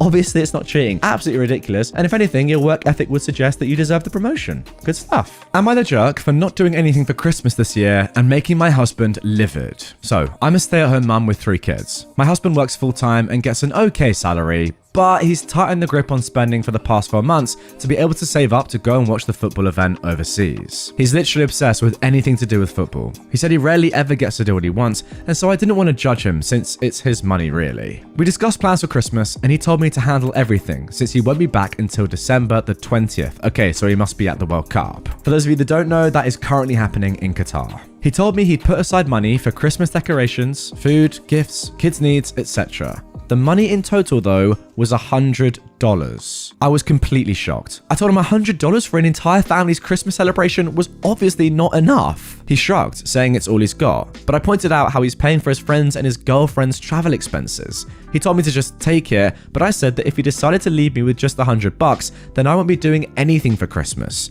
We had lots of arguments and couldn't get this resolved. He's in Qatar now. He left a few days ago. Yesterday, while I was cleaning, I found an envelope with the same $100 and a note from him telling me to make it work. I sent him a message that I've decided that I won't be doing anything for Christmas with this little money, period. He was livid. He just kept sending an angry message after another, calling me spoiled and telling me to stop expecting to live like I was still living in my parents' house and to stop trying to rob the kids of enjoying the holidays like other kids. I haven't replied, but he is livid, saying I'm punishing him for going and trying to guilt him into using his own money. Now, let me tell you, I'm a big fan of football. That is association football, soccer to you Americans out there. The thing is, with the Qatar World Cup, I know firsthand that it is extremely expensive to go out there. It's not just the price of the ticket, the price of the plane, the price of the hotel. It's all of that in a package raised by so much money because Qatar have a total monopoly on it, right? And they're trying to get a lot of money from the event. Trust me, I know. So the fact that he's given you just $100 when he's out there for the entire duration of the World Cup, which by the way is a month, so he's there for over a month. I don't know how many games he's going to, probably a lot. There are how many in total? 48? Might have even been more. 64? I think there are 64 games in total. That rings a bell. I don't know how many he's going to, but he's putting a lot of money into this adventure. Fair play if he can do that, but not then to leave you with $100 to do the entirety of Christmas and then say, make it work. No, that is crazy. Obviously, you're not the jerk here, OP, but your husband clearly is. Am I the jerk for calling my wife unreasonable for backing out of spending Christmas with my family after my mother rejected her cookie sample? Context. For every holiday, my mother would ask the women in the family, my sisters, sister-in-law, my wife, my female cousins, to send samples of the desserts they plan to bring to the celebration for testing, and to see if these desserts could make it to the food menu. My wife has been complaining about my mother deliberately rejecting every dessert sample she sends. So many times my mother has told her that she's being honest and keeping the guest's best interests at heart, yet my wife still thought that my mother is deliberately excluding her, since 2 of her dessert samples were rejected before. For this year's Christmas, my mother is doing the same thing, but this time she told every woman who was participating to make a cookie sample and send it to her for testing. My wife took it as a challenge, and to be honest, she worked really hard to make a good sample and sent it to my mother days ago, and the results came in just yesterday. I came home from work and I found my wife upset. I asked what's wrong, and she told me that my mother rejected the sample she sent and decided to exclude her baking from the food list or menu for Christmas this year. I didn't know what to say, but she then told me she was backing out of the invitation to attend Christmas with my family. I was stunned when I heard her make this statement. I tried to talk to her, but she said it was done. I called her unreasonable to decide to bail on the whole family over some cookie sample. That's just freaking crazy and quite unreasonable. We had a full-on argument about it, and she stated that my mother caused this, but I told her that my mother is pretty serious and careful about the food she offers to guests since we're going to have relatives coming from all sides of the country. She told me to stop mentioning it. Later, I heard her crying, despite telling her that her baking is amazing and people have preferences, that's all. So, am I the jerk for insisting that her decision was unreasonable? Wow, and looks like we're ending today's episode with a jerk. Yeah, I mean, what are you talking about? If you yourself are admitting that they are very nice, and look, she's putting in a lot of time and effort and still just being banished. Actually, to be fair, it doesn't even matter if they're nice or not. It's just not a nice thing, is it? To tell somebody, no, we're not having your dessert here, but everyone else is allowed. Like, it's weird. I mean, the whole thing's weird in the first place. Why is she sampling and testing your desserts? That is not a normal thing to do, right? Usually, family members come and bring their own stuff, and you're just happy that they would contribute in some way. You wouldn't taste test it like it's some gourmet menu. Come on. Like, it's just Christmas meal. It's not that deep. Am I the butthole for deleting my friend's wedding photos in front of them? I'm not really a photographer. I'm a dog groomer. I take lots of photos of dogs all day to put on my Facebook and Instagram. It's my thing, if that makes sense. A cut and a photo with every appointment. I very seldom shoot things other than dogs, even if I have a nice setup. A friend got married a few days ago and, wanting to save money, asked if I'd shoot it for them. I told him it's not really my forte, but he convinced me by saying he didn't care if they were perfect, they were on a shoestring budget, and I agreed to shoot for $250, which is nothing for a 10-hour event. On the day of, I'm driving around following the bride as she goes from appointment to appointment before the ceremony, taking photos along the way. I shoot the ceremony itself, and during the reception, I'm shooting speeches and people mingling. I started around 11 AM and was due to finish around 7:30 PM. Around 5 o'clock, food is being served, and I was told I cannot stop to eat because I need to be the photographer. In fact, they didn't save me a spot at any table. I'm getting tired, and at this point, kinda regretting doing this for next to nothing. It's also unbelievably hot. The venue is an old Veterans Legion, and it's like 110, and there's no AC. I told the groom I need to take off for 20 minutes to get something to eat and drink. There's no open bar or anything, I can't even get water, and my 2 water bottles are long empty. He tells me I need to either be the photographer or leave without pay. With the heat, being hungry, being generally annoyed at the circumstances, I asked if he was sure, and he said yes, so I deleted all the photos I took in front of him and took off, saying I'm not his photographer anymore. If I was to be paid $250, honestly, at that point, I would have paid that $250 just for a glass of cold water and somewhere to sit for 5 minutes. So was I the butthole? They went right on their honeymoon and they've all been off of social media, but a lot of people have been posting on their wall asking about photos with 0 responses. And there we go, pretty straightforward one to start off this episode. In my opinion, absolutely not the butthole at all. Like seriously, they expected you to work for 8.5 hours with no food or water. That's baffling. Now for our next post, and guys, with all of these, please do get in the comments down below and let me know if I'm wrong and your own opinions on these stories. Am I the butthole for telling my wife it's embarrassing she gave our daughter's bus driver cookies? Some important details. My wife is very shy, but enjoys giving and is all gung-ho about showing appreciation to workers she assumes aren't appreciated or recognized. She tries to pass these beliefs onto our kids. Because she's too silent to show her appreciation, she does it through gifts, usually baked goods. I've been embarrassed about it in the past. Our oldest rode the school bus for the first time. My wife was waiting at the stop with our daughter and had her hand the bus driver a bag of homemade cookies. Then, when she picked her up from the stop in the afternoon, she gave a bag to the afternoon driver. I asked why she did that when she could easily have just said thank you and left it at that. She said the bus drivers work so hard having to comfort all the nervous kids and handling the unbehaved ones while driving, they deserve more than a thanks. I reminded her that this has embarrassed me in the past and I think her behavior is too extreme. I wouldn't want gifts from someone I don't know. She ignored how I felt. I contacted some people in my life to see if I was just the crazy one here, and most of my friends and my mum agree. My wife's way of showing thanks just makes everyone uncomfortable. So, am I the butthole? I don't know, mate. Let me figure it out really quickly. Yeah, to be fair, I actually completely agree. Because think about it. Would you rather have someone just, give you a throwaway thank you comment, or someone bake you some really nice cookies that probably took them hours to do? I know what I'd rather, I really do. You're so right as well, because yeah, sometimes when you accept gifts from people you don't know, showing their gratitude, that can be really awkward. It's not a nice thing to have to go through, is it? And to be honest, I feel for the bus drivers. Think about it. Put yourself in their position. Free cookies from someone saying thank you. What a horrible experience to have to go through. I feel bad for them. Now, my question is, how many people are going to believe that? I'm going to go with a healthy 10%, maybe even more. Who knows? Now, moving on to our third post. Am I the butthole for not accepting my sister's relationship with my ex, despite her having cancer as a teenager? Honestly, as titles go, that has got to be up there. I am a 25-year-old woman, and my father married my 23-year-old stepsister's mother when I was 4 and she was 3. We've lived together most of our lives and are a family. She and I were extremely close. She developed cancer when she was 14 and she was sick for about 2 years. She's since made a full recovery. During that time, my parents became understandably overprotective. They also asked a lot of me. I quit my extracurriculars so I could get a job. The money went towards her bills, and so I could drive her to appointments. I didn't go to dances, and any fun activities I did needed to include her. I did almost all of this willingly, the exception being having to quit my high school volleyball team. I did throw a bit of a tantrum about that, but I was swiftly punished. And I think having one emotional breakdown was pretty chill given the circumstances. Anyhow, I go to college and meet my ex. We'll call him Ben when I'm a junior. We fall in love, blah, blah, blah. He and I move in together when we graduate, so we've been living together for about 3 years.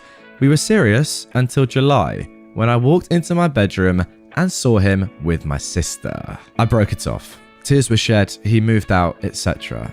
My sister apologized at first, but then backed off. Now I thought she was giving me space, but last week she called and asked if we could meet up. She told me that she and Ben were in love and were just telling me as a courtesy before they started posting photos online. Distraught, I left her in the restaurant by herself and did not pay my portion of the bill. She later Venmo'd me asking for the money. Wow, that's the sort of person she is, crazy. She told my parents, who then called me to their house, telling me how disappointed in me they are for not supporting my sister's relationship with Ben. Wait, really? Okay. Well, they brought up the fact that because she had cancer as a teenager, she never learned proper social etiquette and has a hard time meeting people. I don't buy this, in part because I've seen her socialize just fine, and since we spent a good chunk of the time she was sick together, that would also mean that I should have bad social skills as well, by that logic. They then told me that if I don't accept my sister and Ben's relationship, they may have to go no contact. They may have to go no contact with me. I reminded them that I'm also their daughter, and they should understand my point of view, but they are adamant that this is about me being jealous of her. For the record, I'm not jealous of her. I'm not upset that Ben picked her over me. I'm sad about the end of the relationship, and I do feel betrayed, but Lord knows that I don't want to be with a cheater. What I am upset about, though, is the fact that my sister chose Ben over me. That she slept with him knowing he and I were in a long-term, committed relationship, and that she continues to be with him knowing how much it hurts me. Now, no one in my immediate family is talking to me, and I'm getting messages from aunts and uncles and cousins telling me that I'm a butthole and a selfish female dog. Okay, I was gonna end it there, guys, but look, there's an update, and I've just had a little skim. It's mind-blowing. Here we go. Update. Sometimes you can only laugh. Just got off the phone with my cousin who saw this post and said he could explain a few things. I asked him why he was on Reddit instead of school. He asked me why I was on Reddit instead of work. He told me that after my conversation with my mum, she went to his house and talked to my aunt. And here's the deal. Turns out my sister is not only in a relationship with Ben, but 4 months pregnant too, which means that she and Ben were screwing around for longer than I'd even guessed. Apparently, my parents are so adamant that I forgive her because I'm already ruining their experience of their first grandchild. That's right, I'm less important than my stepmom posting ultrasounds to Facebook. This is where we're at. Anyhow, I called out of work, sick the rest of the day, and I'm going to drink a lot of alcohol. Like a lot of alcohol, and then start thinking about what the heck I'm gonna do. Yeah, probably one of the maddest posts I've ever read on this subreddit. I mean, goes without saying, you're obviously not the butthole, but I tell you what, your entire family definitely are. And by the way, can I just say, right, I'm not taking anything away from the fact that your sister went through something truly terrible, but there's going through something bad, and then there's being a terrible person to your sister afterwards. And by the way, having bad social skills, what has that got to do with having cancer? Sorry, like those two things are surely mutually exclusive. They don't really relate to one another. I don't understand it. Anyway, let's move on. And now for post 4. Am I the butthole for not paying to change my father's gravely insulting gravestone? My father and mother had a very bitter marriage towards the end of his life. He had a long-running affair with another married co-worker and got her pregnant before he passed. Sorry, are we foreshadowing the previous story or something? Anyway, he was planning to leave mum, skip the country, and move to Canada to start a new life with her. They had a house picked out and all. He had moved out and was living with his co-worker when he suddenly died of a heart attack while having sex. So I shouldn't laugh. While having sex. Okay, fine. Sorry. That's my immature humor right there. Sorry, fellas. Divorce papers were never filed. No legal separation. They were in the process of moving, all things legal. But on paper, they were still happily married. Now, me and my siblings are already out of home. Our youngest sibling is 19 and is in college. I work for a tech company, and I'm currently back in my hometown helping my mum manage his estates. Well, my mum was hurt and petty and marked his gravestone as in loving memory of John Doe, son, husband, father, and adulterer. My dad's family and his pregnant partner are mad and want me to fix it. Now, I personally think it's fine. That's who he was. He was all of those things. And since it's my mum's plot, I can't do anything. So, am I the butthole? Imagine if all messages on gravestones, or just words that are normally really nice, had to actually be legit. So for example, say you buried your granddad and he just wasn't a nice person. You had to write on the gravestone, yeah, he's a bit of a dickhead. And that was just there. That'd be more fun, wouldn't it? As for this story, I'll be honest, I don't care. I'm now just, going through what I'd have on my gravestone. You know what? Comment down below. What do you reckon would be on it? And now for our 5th post. Am I the butthole for not letting my parents into my son's life after they secretly tested his DNA? I met my wife, Sonia, at a restaurant where she worked as a waitress. It took me a while to finally be her boyfriend. I introduced her to my parents, and they voiced out their disapproval after meeting her. It's a wonderful start, it really is. My parents think that she's only using me to achieve her American dream. I told them that is racist, and I'm very offended by their assumption. After my wife accepted my marriage proposal, we asked for both our families' blessings. Her parents were happy for us, but my parents were gutted and refused to give their blessing. Because of this, we decided to elope and only invited my brother and Sonia's best friends to be our witnesses. Long story short, now that we're 2 years married and after we welcomed our first child, my parents started to reach out to us. My kind-hearted wife didn't think twice to welcome my parents into our lives. She let them meet our baby 2 days after being discharged from the hospital. My parents visit us regularly, and one day, while Dad and Mum are playing with my son Gareth, Mum said something along the lines of, "Aren't you the cutest baby ever? I'm so glad to confirm you are indeed my grandson." Now, she didn't know I was around because she looked startled when I said, "What is that supposed to mean?"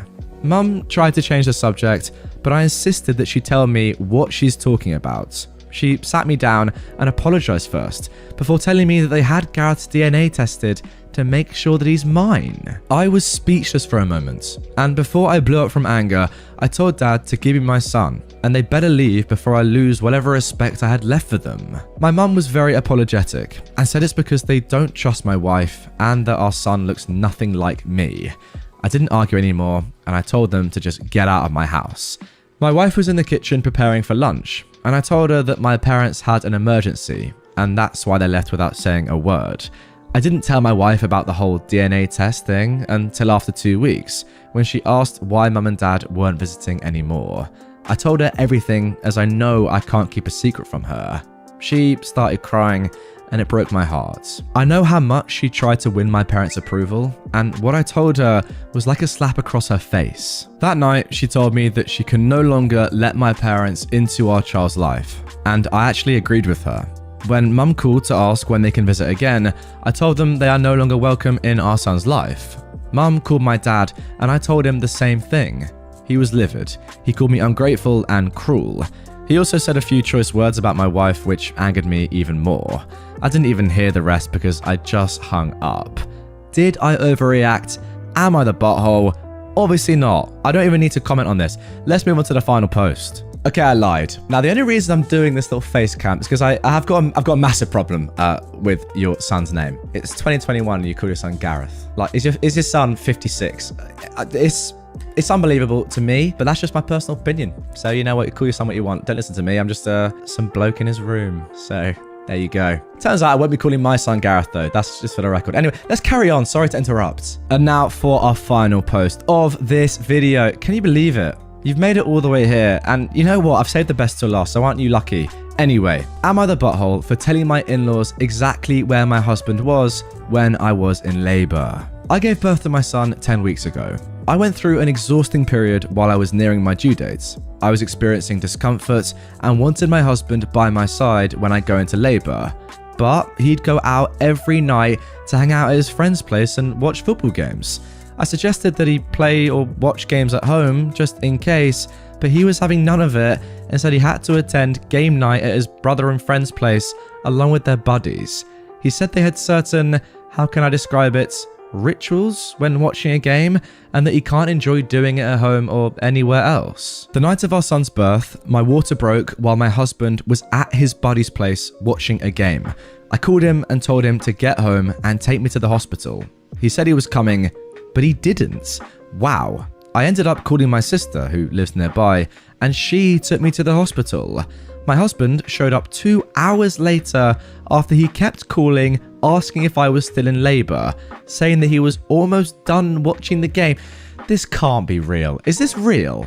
If it is, what? He was able to make it on time for our son's birth, but I was furious with him, mad and disappointed. He apologized profoundly and has been working on regaining my trust and respect for him after what he's done. He's otherwise very supportive and involved in our son's care. Last night, I was at my in-laws' house for dinner, and we were talking about my son's birth date. My husband suddenly started recalling what happened that night.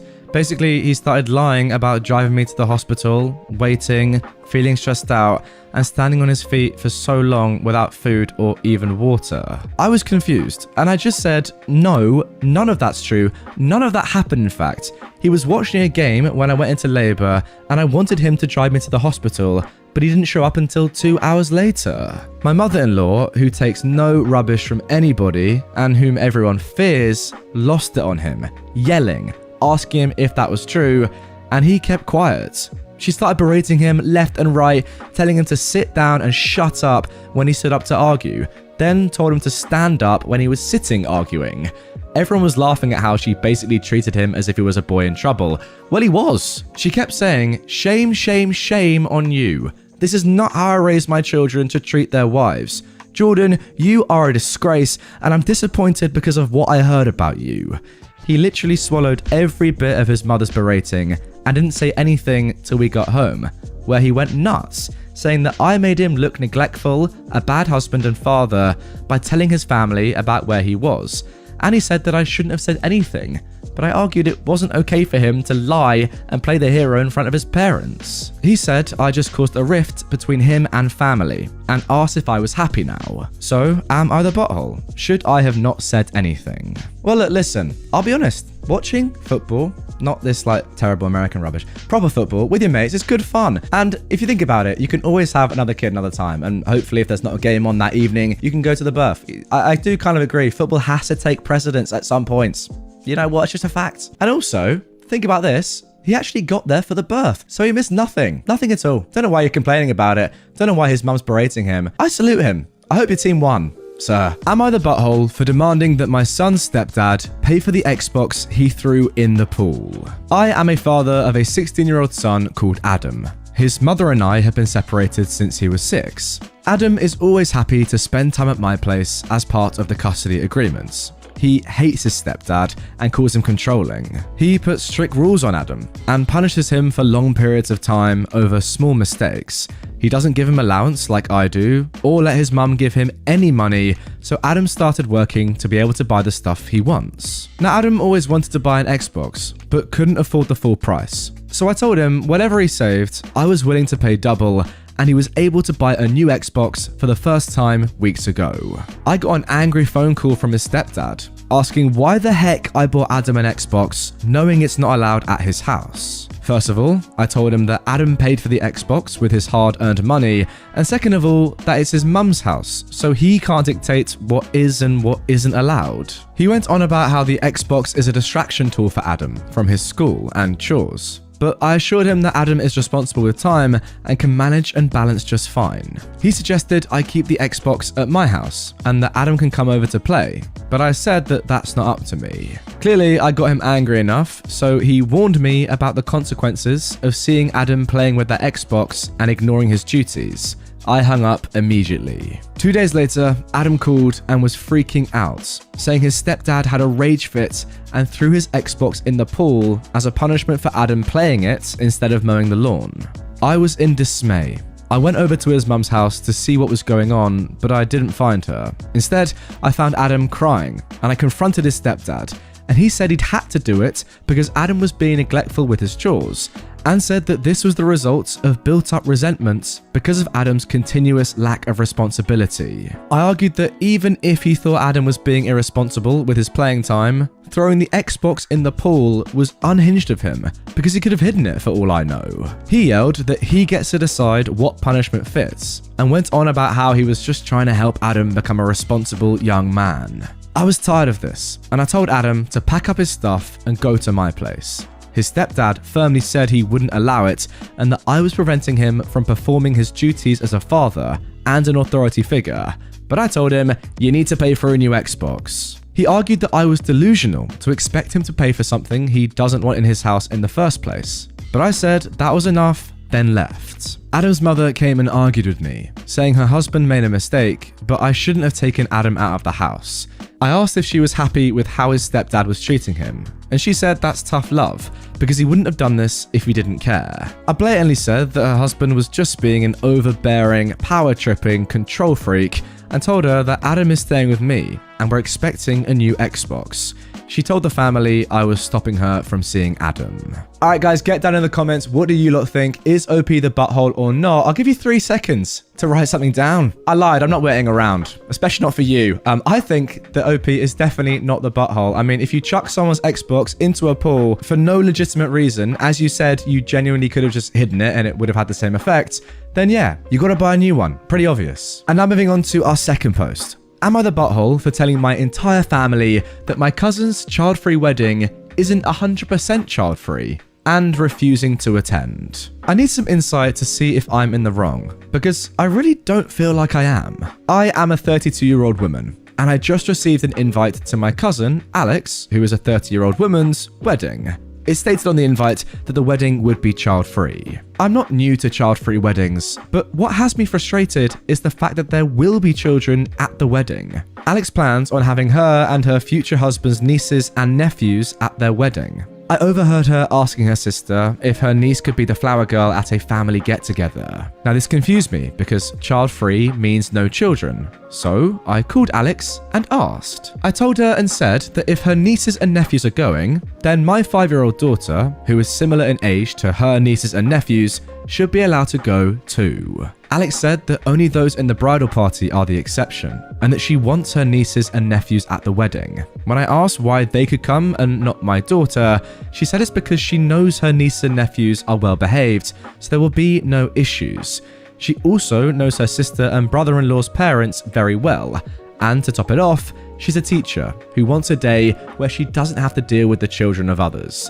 She also just said that she's closer to them. I told her that her reasoning was ridiculous because child-free means no kids, including her nieces and nephews. Alex then told me that I was more than welcome to decline the invites, so I did.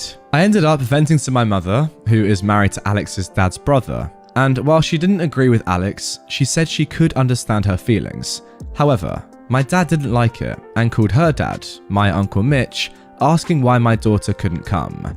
Now Mitch told my dad that it is Alex's wedding and said that she can do as she pleases. He also said that cousins are not the same as nieces and nephews, especially since they're in the bridal party. My dad said that since Mitch is paying for it, he should talk Alex into allowing children, but he declined and said that he and my aunt don't believe paying for the wedding gives them a say, and even if it did, he agrees with Alex. This upset my dad, so he then told other family members. Now several members are upset that Alex and her future husband's nieces and nephews will be there, but no one else is allowed to bring their children. We've got a fairly large family and we all watch each other's children, so finding childcare will be difficult. Most of the family say it's Alex's wedding, and her reasons make sense, but I and some of my cousins are refusing to attend. Alex doesn't seem to care one way or the other. One cousin told Alex she was bringing her child anyway, to which Alex said, "Make sure you wear sneakers so it's easier on your feet as you're escorted back to your car," which is how we found out that she's having the security guard from her school checking the guest list, and that he knows to not let any children in. So, am I the butthole? Oh wow, this one's a bit hard, isn't it? Oh wait, no, it isn't. It's like obvious.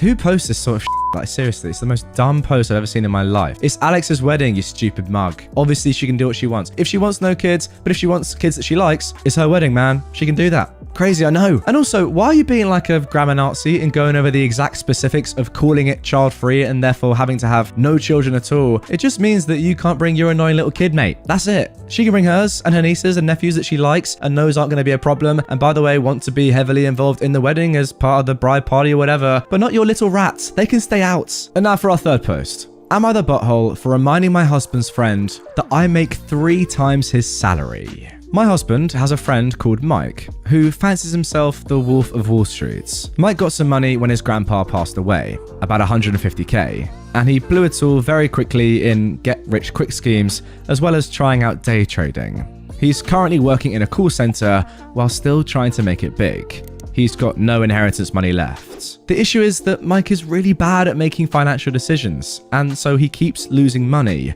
But that doesn't stop him from repeating over and over that next year he'll make his first million. He's been saying this for 5 years. I wouldn't mind his attitude as much, except he constantly belittles me and my husband, looking down on us for our car when he doesn't have one, or saying that smart people work for themselves as a dig at our jobs. He finally made money last week, about $2,000, and he came over for dinner. He was on a huge high from making money and was more arrogant than usual, talking about how he was going to buy a really expensive car and wouldn't be caught dead with the car we own. He then kept saying, "I made $2,000 in 15 minutes. Nobody else at this table can say that." He then proceeded to try and give us financial advice, which consisted of him putting down mine and my husband's jobs. He makes the same amount as my husband and way less than me. I got fed up with this attitude and said, "Mike, we didn't make 2,000 in 15 minutes, but I do make 100,000 a year, which is about 3 times what you make. And I never blow 150k. So I really don't think you're in a position to advise on finances." He stormed out and said I was a butthole. My husband thinks I should have been nicer since I know how he is. So, am I? Again, of course, absolutely not, but realistically, I don't even know why I'm commenting on this story. I don't care about anyone involved. The truth is that if you add up all their salaries of all 3 people involved in this story and times it by 10, you still haven't got to my yearly salary. And that's the truth, guys. I'll be completely honest. That is the truth. So why am I even bothering to comment on these guys? These absolute losers making 6 figures. Jesus, get a better job. Can I put that in? Who cares? And by the way, before all you lot go down to the comments and say stop flexing and stop being arrogant, etc., etc., obviously that is actually true. So yeah, I was flexing. Deal with it. And now for our final post of today's r/am I the butthole episode. Am I the butthole for not following my husband's new religious beliefs? Me and my husband, who are about 30 years old, met in college and have been married for 6 years. My husband was raised in a strict evangelical household, but broke away from those beliefs around the time we met. We had what I thought was a very happy marriage, until my husband's father passed away in early 2021. He received a cancer diagnosis and was gone a few weeks later. My husband was, and is, very understandably, completely devastated. He'd remained very close to his father, despite no longer following the religious beliefs of his childhood. My husband decided to honor his father's memory by rejoining his church. Unfortunately, it is one of those churches that forbids many things I find fun and relatively harmless, and classifies them as addictions or tools of Satan. For example, before his father's passing, my husband and I enjoyed having a glass of wine or cocktail now and then, maybe a couple times a week. And we also enjoyed weed or edibles, legally once every month or 2. But after joining the church, my husband decided he was an alcoholic and drug addict. He also decided that his occasional prawn use, we enjoyed it together to spice things up now and then, was also an addiction. He's now insisting that I'm also an addict because I don't want to give all these things up. I tried to meet him halfway. Look, I don't care about weed and I'm fine never using it again, and I agreed not to drink at home if my husband truly wanted to have a sober household, but I said that I would still want to have an occasional drink when out with friends. I will admit, I like written erotica, which he never thought was a problem until he became religious. He also threw away my vibrator, saying it was an instrument of the devil. The latest is that my husband's pastor told him video games, all games that is, not just M-rated ones, are sinful. And now my husband is insisting that I have a video game addiction and that I need treatments. Gaming is a main hobby for me, probably around 8 to 10 hours a week. It's not an addiction in my view, just something that I really enjoy. I work full-time, cook, clean, exercise, etc. I'm not neglecting anything else in my life, except respect for my husband's new beliefs, I guess, by gaming. My husband wants me to start going to church with him. He says he will go to couples counseling, but only through his church, not to a secular counselor. I told him that I understand that he's grieving and struggling, and that I want to be kind and supportive, and if it really helps, we can keep alcohol and weed out of the house. But I'm not going to become an evangelical. Unlike him, I was raised with atheist parents, and I'm not going to restrict myself to activities that he finds acceptable under his religious beliefs. I also asked him to please stop labeling habits he doesn't like as addiction. Of course, he now thinks I'm a butthole for being mean to him while he's grieving. Most of our family members and friends also think I should do what he asks in the name of being supportive.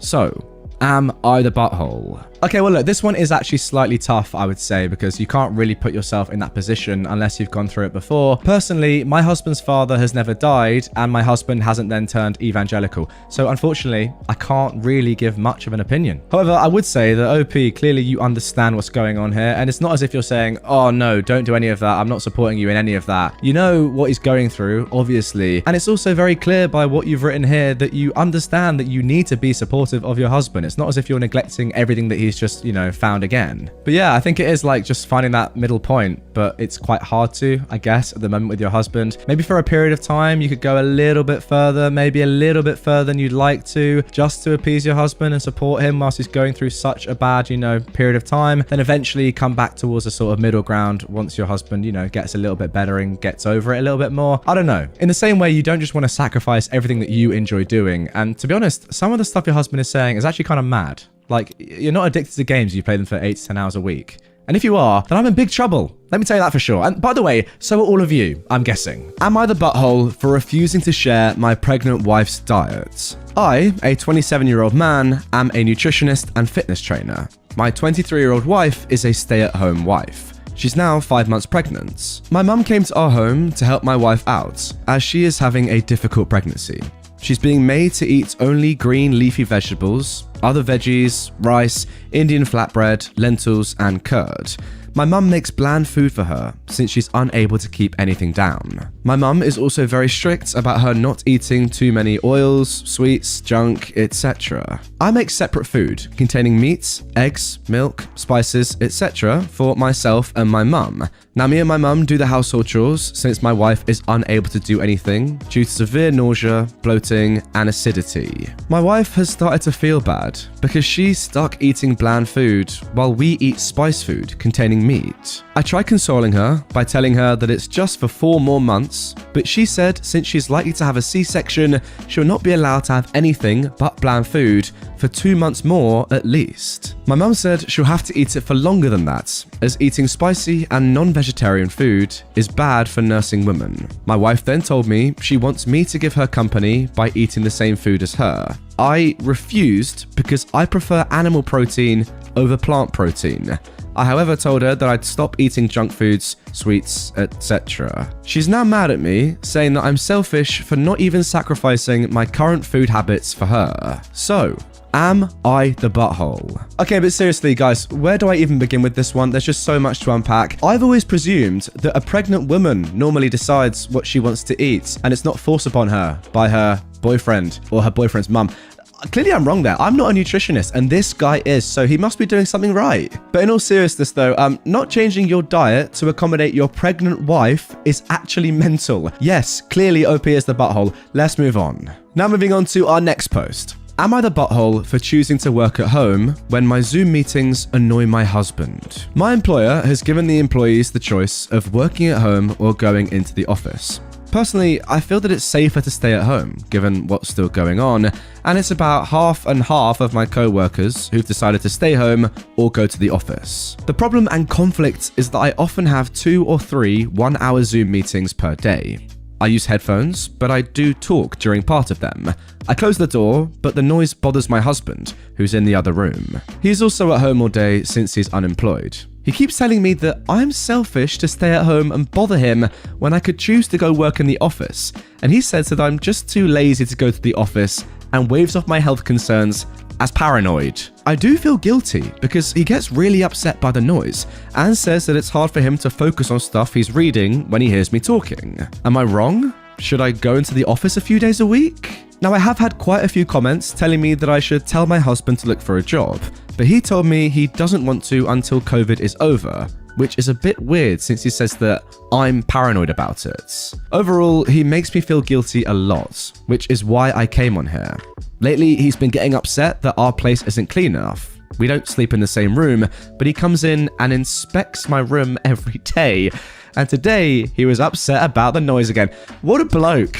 that is my conclusion. Not only is your husband clearly the butthole in this story, and you obviously are not OP, but also leave that man when you can. And I've got a plan. Come and live with me, because I don't make any noise when I record. Honestly, if my family got annoyed by my noise, I'd have been out of this house about 2 years ago. That is for sure. I am an extremely loud person, especially when I'm recording. So yeah, accommodate your wife who's working, by the way, but who cares about that? Yeah, honestly, just get rid of the bloke. Am I the butthole for getting annoyed with my friend's vegan boyfriend? On Sunday, my friend and her boyfriend came over for a roast dinner. Now, roast dinner, for those of you losers that are outside of the UK, is beef, Yorkshire puddings, roast potatoes, veg, and gravy. And by the way, must I say, yes, I must, it's lovely. If you haven't tried it and you're in another country, it's delicious. My friend's boyfriend is a vegan, and I thought that this would be a fun challenge. Now, making a roast is a lot of work, but I didn't want meat eaters to miss out for one vegan, so I made 2 completely different dinners. I researched the best possible way to make a vegan version that's still yummy for him. I spent a fortune on the vegan alternatives. I didn't mind though, as I invited them over and was game for a new cooking challenge. Anyway, I served the dinners feeling pretty proud of myself, and the boyfriend didn't even mention the meal, just said thanks at the end.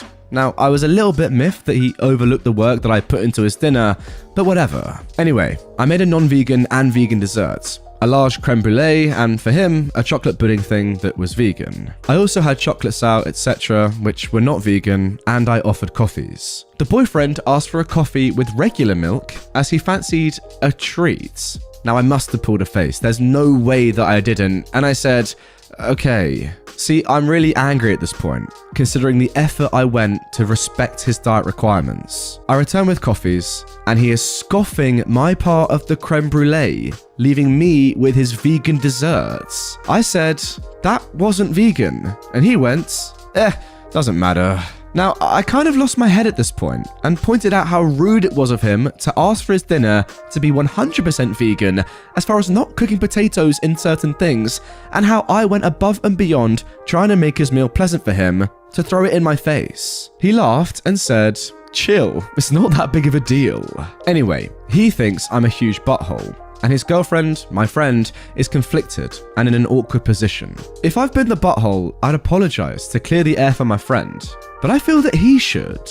Oh, and by the way, a little edit at the end here. So when OP initially first invited them for dinner, my friend said that her boyfriend was a vegan and gave me his number. He texted to say please no mixing, etc. of meats and animal produce, but then he does that? Wow. Alright, let me just caveat what I'm about to say by first of all saying I have nothing against vegans or anyone that has a different or, abnormal sort of diet. That's completely fine. But if you're like pushing that diet onto somebody else and knowing that that's going to make them change their plans or, their recipes and make them put more effort into the dinner, then you go to that dinner and you don't even care about it and you just eat whatever you want anyway. That is so disrespectful. That is crazy. It's just sad as well because clearly like OP has actually enjoyed putting the effort into making a meal specifically for you. And then you just throw it back in her face and just scoff her creme brulee in front of her? Why? Now for our next post. Am I the butthole for refusing to babysit my sister's kids any further after her son lied to her about me? My sister is a single mother with 2 children, an 11 and a 7-year-old. The 7-year-old is a boy while the other is a girl. Now, she works a lot and doesn't have a lot of money to afford babysitting, so I started watching her kids for her for free. There was an incident one day where the 7-year-old had gotten mad at me because I wouldn't let him jump on the couch. I explained to him that he could get hurt, and he threw a tantrum, which was normal. It's what young kids do. Well, around the time my sister gets home, he starts suddenly bawling his eyes out and running towards her. I'm confused, as he was just fine a second ago, but followed behind him to greet her. He immediately starts on a rant about how I had a man in the house, and how neither him or his sister had eaten at all that day. Now, my sister was rightfully fuming and started asking questions. I shook my head, said he was lying, and that she had cameras, so we should probably just sit down and watch them. She said no, and that I needed to go before she called the police. So I left. A few hours later, she calls me and apologizes, saying she watched the footage and saw no man enter the house at all, and that she'd seen that her son had refused to eat the dinner I made them. She asked when could I come by next, as she hoped I understood the misunderstanding, but I said I'd no longer be babysitting for her. She said that he's just 7, and that kids lie all the time. But I still refused. We went back and forth over the phone insulting each other, and that was that. Now my mother thinks I'm being ridiculous for being mad at a kid, but it's more than that. I could have gotten in trouble if the police had shown up and he was saying what he said.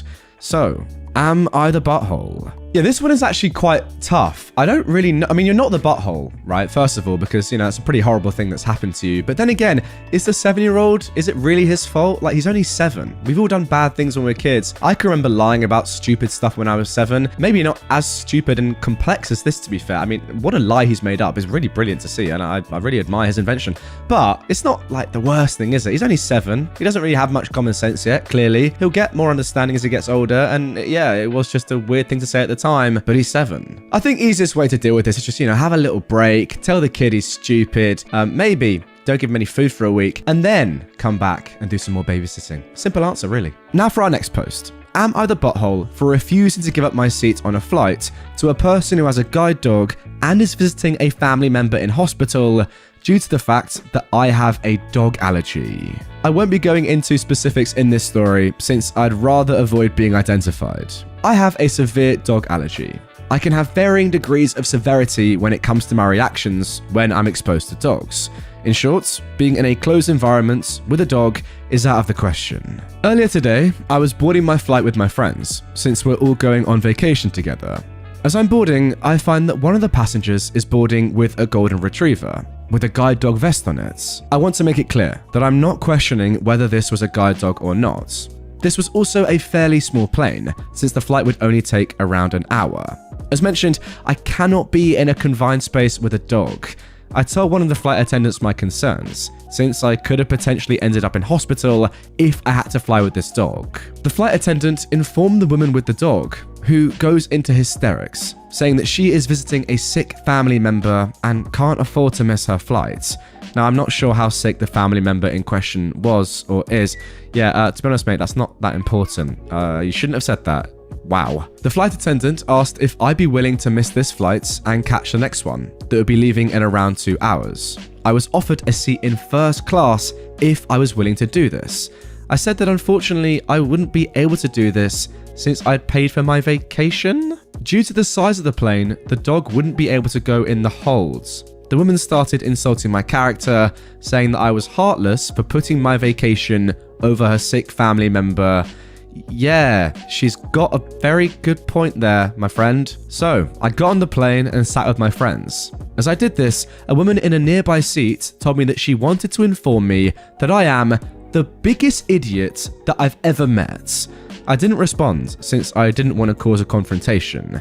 Now, my friends haven't said I'm in the wrong, but they have kept making sarcastic jokes about the situation. So, am I the butthole? Let me just think about that for a second. Yes, you are, my friend. Well, not my friend. I wouldn't be mates with you.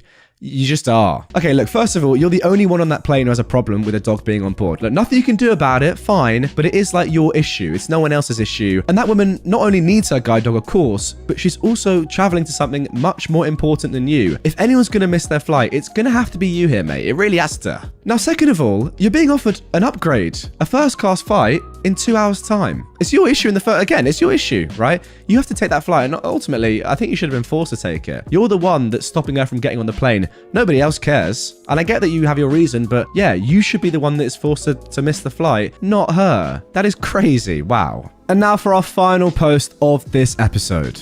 Am I the butthole for refusing to give my daughter her room back? I'm a father of 2. Natalie, age 24, and Jonathan, age 17. Jonathan had mobility issues throughout his childhood, and it got worse as he grew up.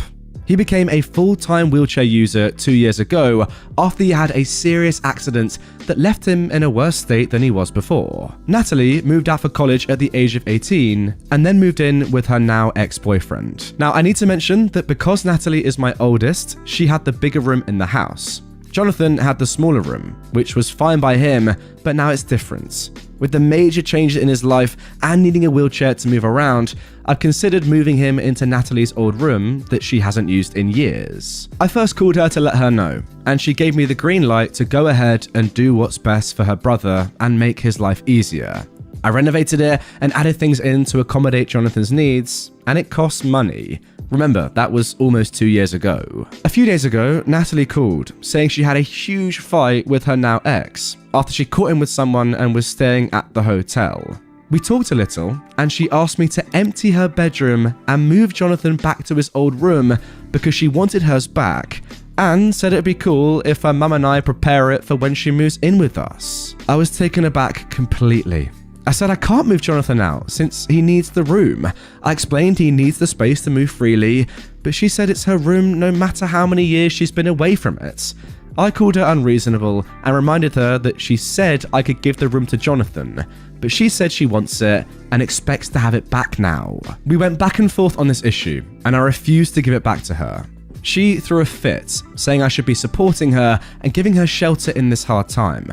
And I replied that I know she's struggling and she's welcome to come, but the room was off limits. She got more upset, saying I was favouring Jonathan over her, and got my wife feeling guilty, saying she'll be staying at the hotel till we tell her her room was ready for her, which I declined to do and said she could just stay there then. This morning, I found out my wife's been sending her money to pay for her hotel stay, and she's been telling the family that I'm keeping her out of the house.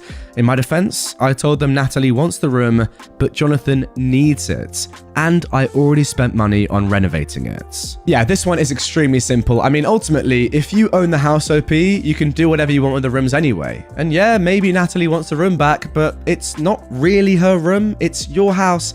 And by the way, Jonathan needs the space. Like, come on, clearly your daughter is just, a little bit messed up, has no common sense, screwed in the head, very, very selfish and ignorant. I don't know, just insert any of those phrases there and it probably works for her. My God, I mean, look, your brother is disabled and in a wheelchair and you want your old room back that has been renovated to cater to him and all his needs. It's very, very crazy. Once again, I feel like I'm saying crazy after every single one of these posts, but this one especially. How stupid are you, Natalie? You stupid Right, can I say that? I can, because she is one. Am I the butthole for laughing at my vet? I currently own 2 cats and work at a pet supply store. I took my 2 cats to the vet today to get their yearly shots and checkup. The vet asked about the kind of litter and litter box they use, and then about their diets, which is when I told him they were on raw food diets. And there was dead silence. I'm well aware of vets being against raw food diets, as my entire family feeds their animal raw food, and they've all been given the talk before. But this is the first time where I'm actually very aware of different kibble brands and the ingredients. So the vet starts their talk on how it's not a good diet for them, they're lacking, it's not good on their digestive tract, etc.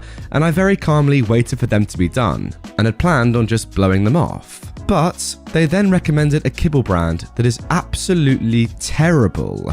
Protein is only listed once in the ingredients, and it's only a byproduct, and it's third on the list. So instead, I started laughing, and essentially told them they are delusional if they think I'm going to switch my cats from a high-protein, no added ingredient superfood diet to absolute garbage kibble food. If he really thinks that, then he needs to go back to school and learn what is actually healthy for a cat. And even though I didn't mention it, I am well aware of the fact that most vets in my city are getting kickbacks for supporting this brand. Wow, aren't you lot lucky? Starting off today's video with possibly the worst story I've ever read in my life. I mean, no doubt about it, personally, OP is 100% the butthole there. I mean, the amount of bullshit that this story contains, in my opinion, right? I don't know this for sure, but surely a lot of this is just complete bull. It's unbelievable. It really is. I mean, first of all, thinking that a vet wouldn't want the best for your animal, no, that's literally what that's what they're trained for. They're not going to just be chatting shit, are they? They're not going to lie to your face. And also, what's this kickback bull? That just doesn't exist.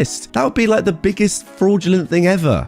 If they were getting kickback from a product that wasn't good enough for the animal, that just wouldn't happen. I've never even had a dog or a cat, and I know that's not true. Like, come on. That's the biggest load of bullshit ever. And second of all, just laughing at somebody who clearly knows more than you. Yeah, congratulations, you work at a pet shop, pal. I don't care. I really don't care. This person's like a qualified vet, so they're gonna know a little bit more than you. And there's a reason why they've told all of your family members to stop feeding your pets this, probably because it's not optimal for them. Unbelievable, it really is. What a start to the vid. And now moving on to our second post. I got mad at my wife because she caused me to fail an important interview. Am I the butthole? I am a 27-year-old man, and my wife, who is 24, have been married for 3 years. She is 6 months pregnant. I've been looking for a job with better pay since my wife said that she wanted to be a stay-at-home mum after the birth. Today, I had this interview for a position at a very good IT company, which would be paying me triple my current salary. There were a lot of measures taken to prevent malpractice. I was not allowed to look anywhere but the screen, etc., and the test was conducted on an online platform. So, I told my mum numerous times before the exam about the strict invigilation. Just 15 minutes after the test started, my wife started knocking on my study door and calling out my name, saying she wanted me to open a jar. I ignored her because I would be disqualified from the interview if I looked anywhere else or spoke. I figured she'd get the hint that I couldn't talk, but she didn't. And she yelled at me, calling me a butthole, and went on to talk to her friends on call. It didn't stop at the calls. She then played loud music for her online dance yoga class. It was extremely distracting, and I made a lot of mistakes in the exam. It was a multiple choice question based test, so I got the results immediately. And as expected, I'd miserably failed it. I was livid at my wife. This was the 5th interview that she'd ruined like this. I told her that I give up on trying to make her life easier and that I'm not ready to go looking for any more jobs, since she doesn't even want to maintain silence during my important interviews. I told her to start working again after the birth and that I'm okay paying for a nanny or a babysitter. She said that I'm being unreasonable in expecting perfect silence at home. So, am I the butthole? I mean, no, obviously not. I don't even think I need to say that. But also, like, it's not as if you're expecting your wife to be silent 24/7. It's just while you're doing this one-off test for an interview that would significantly improve your lives and allow your wife to do what she wants. Stay at home and look after your kid. So weird. Like, I imagine a lot of you watching or listening right now have done some of these online tests or, online interviews or even like Zoom classes. You do kind of need silence. Otherwise, it's a little bit distracting. I know myself that I've done a lot of these practical online invigilation sort of tests. And even when I lived with 4 of my mates who were quite loud people at university, even they were quiet when I was doing these because they realized I need a bit of silence. It's not that hard, is it? I do the same for them. I did the same for them. We all did these little tests online, trying to get placement jobs or whatever before I did YouTube. It's not that hard to be quiet for what? An hour? 2 hours? Once a week? Maximum? I mean, seriously. What a ridiculous, ridiculous woman. I mean, part of me would suggest that maybe she doesn't want you to get this job, but then also I don't see how that would help her at all. Like, she would then be forced to go and get a job herself. I don't know. It's very, very weird. Is she jealous? No, because that wouldn't make sense. I just don't know why she'd do this. And now for our third post. Am I the butthole for calling the police on my clients? I am a 28-year-old woman, and I do babysitting on the weekends to make some extra cash. There's one family I definitely should have phased out by now, but the kids are cute, and if I don't have another job, it is easy money. My issue is the mum is never home on time. She used to not give me return times, but finally I started asking, as it made it impossible to get anything done on the weekends. I'd go babysit so she could go to brunch, but she'd be gone from 11 AM to 7 PM. My whole day was gone. After that, she'd start giving me times, but never stick to them. She wouldn't even call to tell me, she would just stay out. On Saturday, I got to her house at 6, and she was supposed to be home by 9. I told her she needed to be on time because I had plans to go out with friends. I was even getting ready at their house after I put the kids to bed. She promised. Of course though, 9 rolls around and she's not home. I call her, no response. Text, no response. Another hour, nothing. Still calling and texting. Finally, it's midnight. By this point, my plans are long ruined, but I'm annoyed and exhausted. I call her and leave a voicemail saying if she's not home in the next hour, I'm considering the kids abandoned and calling the cops. I also text her this. I try calling her 30 minutes later and it goes to voicemail on the second ring. I text her again and she leaves me on red. If she'd reached out saying, hey, I'm staying out until this time, I would have stayed. I don't know any of her family nor the father of the kids, so I can't call them. I gave her a grace period of 15 minutes and tried calling again. Finally, I called the cops, the non-emergency line. They showed up and I showed our agreement in text from earlier in the week, confirming that she'd be home by 9. They tried contacting her, she didn't answer. I was dismissed and they took the children to the police station. I go home and go to bed. I'm awoken at 3 AM by a frantic call. It's her. Where are the kids? Why am I not here? I tell her I follow through on my threats. Check the police station. She cursed me out, I hung up and went back to bed. The next day, she sends me an essay saying the kid's father was called and there's a DCF investigation launched against her. She called me every name under the sun, but I didn't think I was wrong until I spoke to a friend with kids. She said I should have just waited it out and then refused to ever sit for her again. She asked if her potentially losing her kids was worth me being petty. Yeah, very interesting way of looking at it, and to be honest with you, I do actually kind of agree with her friend on this one. Like, I put myself in this position, is there any way that I'd ever call the police? No, I just wouldn't. That's just not something I would do. I would just wait until she come back, to be honest. Yeah, of course, I would charge her for the overtime and the extra hours that I was doing, but realistically, would I call the police for this? No way. I just wouldn't even think of doing that, to be completely honest with you. Now, I'm reading through the comments here, and the majority of people are saying that OP was not the butthole by doing this. And to be fair, I don't think you necessarily were the butthole OP by calling the police. You had your reasons, completely fine. I'm just saying I don't think that I would do that. The mum, by the way, is a total cow. I'm just saying I don't think it would be worth calling the police. Yeah, just wait till she comes back.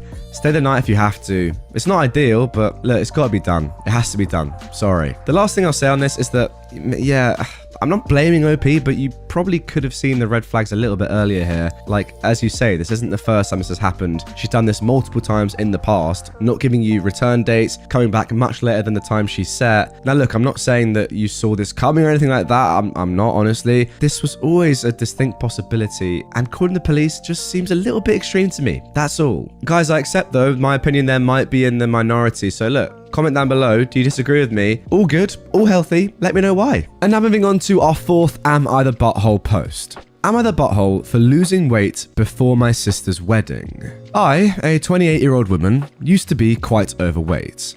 Over the last year or so, I have made many changes in my life and have successfully lost almost 100 pounds.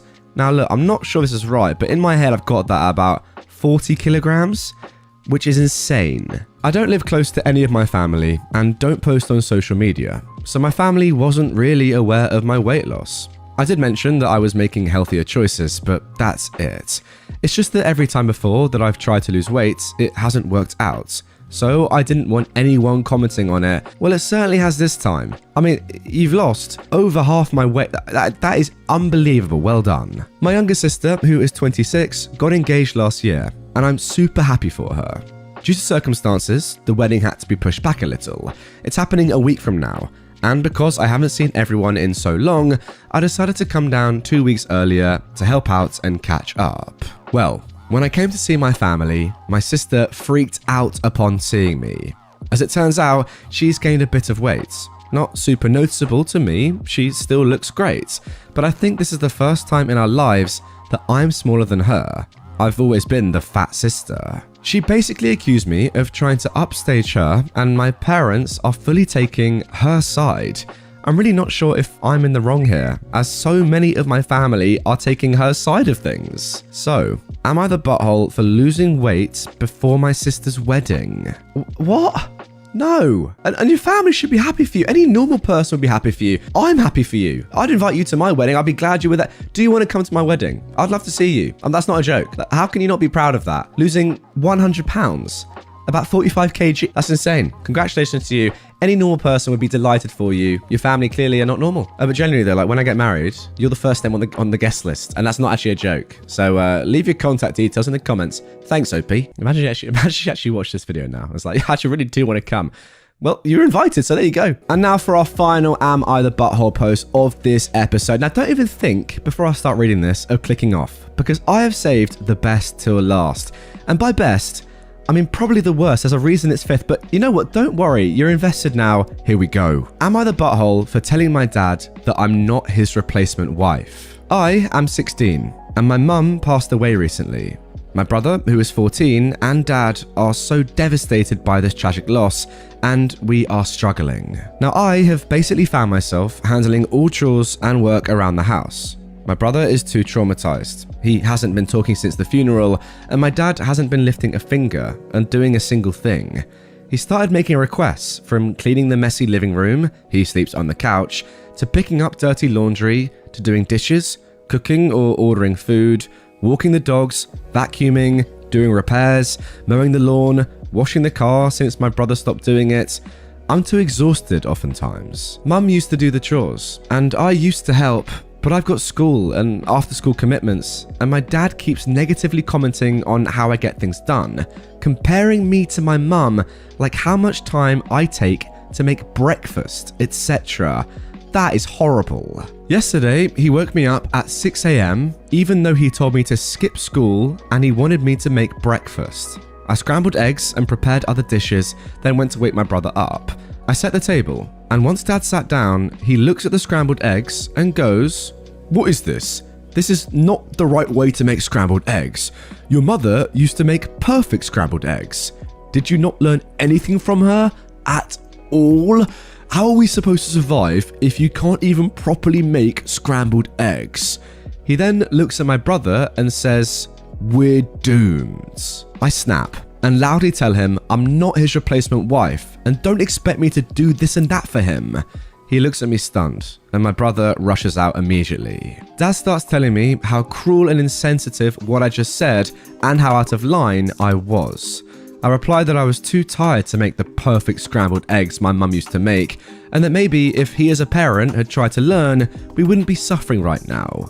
He gets up, throws the towel, and walks out. My aunt came to visit, and when I told her what happened, she went off, saying I should have never said that to my grieving dad, and that I should be ashamed of myself for talking to him like that.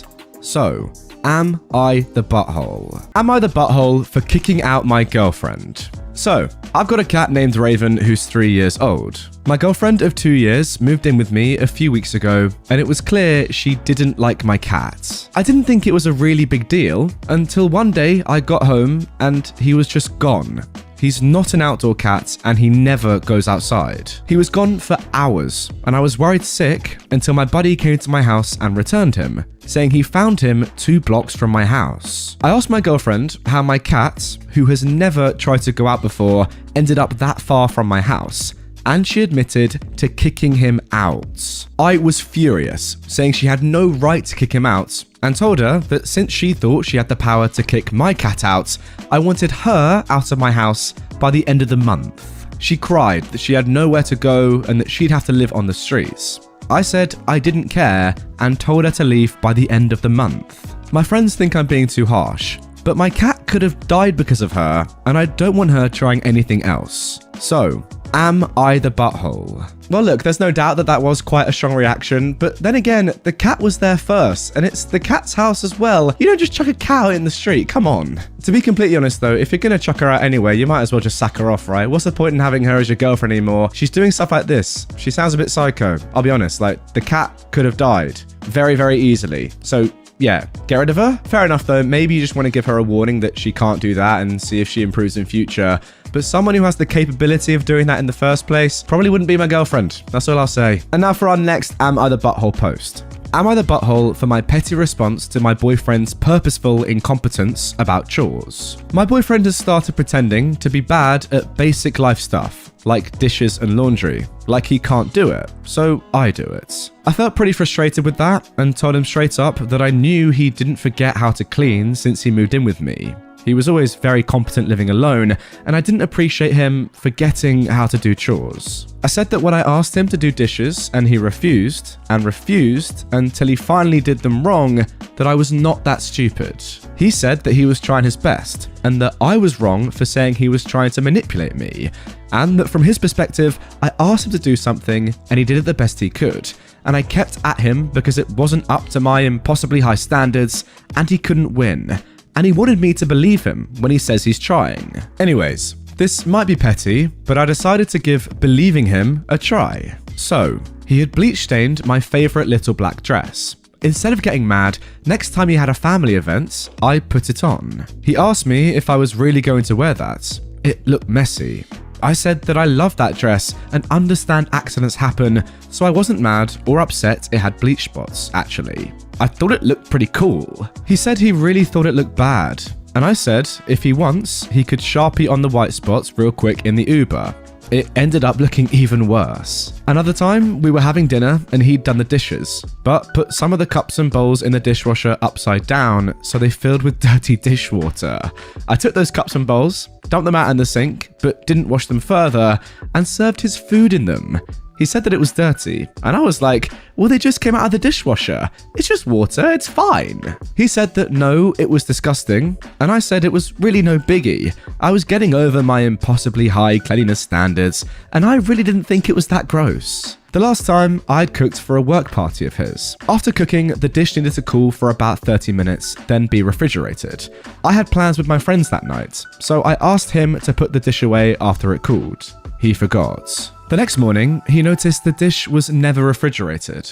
I said it was fine, it was just a mistake, and it would probably be fine to eat. There wasn't a lot of meat in it. He got frustrated and said that you can't serve meat left out overnight, even if it's only a little. And I said, oh, I think it should be okay. Look, stuff happens. He stopped being so lazy about chores after he realized I seemed totally okay with leaving stuff done badly, and that he'll be living with it. But I do feel a little petty for having been dishonest about it. I actually hate how my bleach dress looked, and my stomach turns at dirty dish soup and unrefrigerated meat. So, am I the butthole for being petty? Guys, as always with these posts and these videos, do comment down below your thoughts. Is OP the butthole in this one? For me personally, absolutely not. Clearly, it wasn't getting through to her boyfriend's thick skull, yeah, that he needs to be doing more around the house. And clearly, he was okay with just doing the bare minimum, getting things wrong on purpose, so that you, OP, would therefore clean up after him and make sure things were okay. But that wasn't going to last forever, was it? Come on, that's actually so lazy from him. That's ridiculous. Like, yeah, I get what you're saying, OP. You feel a little petty for having been dishonest about it. But then your boyfriend's being dishonest about not being able to do the things that he was previously able to do just because he's being lazy and wants you to do them for him. Like, if you hadn't done this and instead just said, please, can you do more to help? He would have continued on with the facade about not being able to do it. So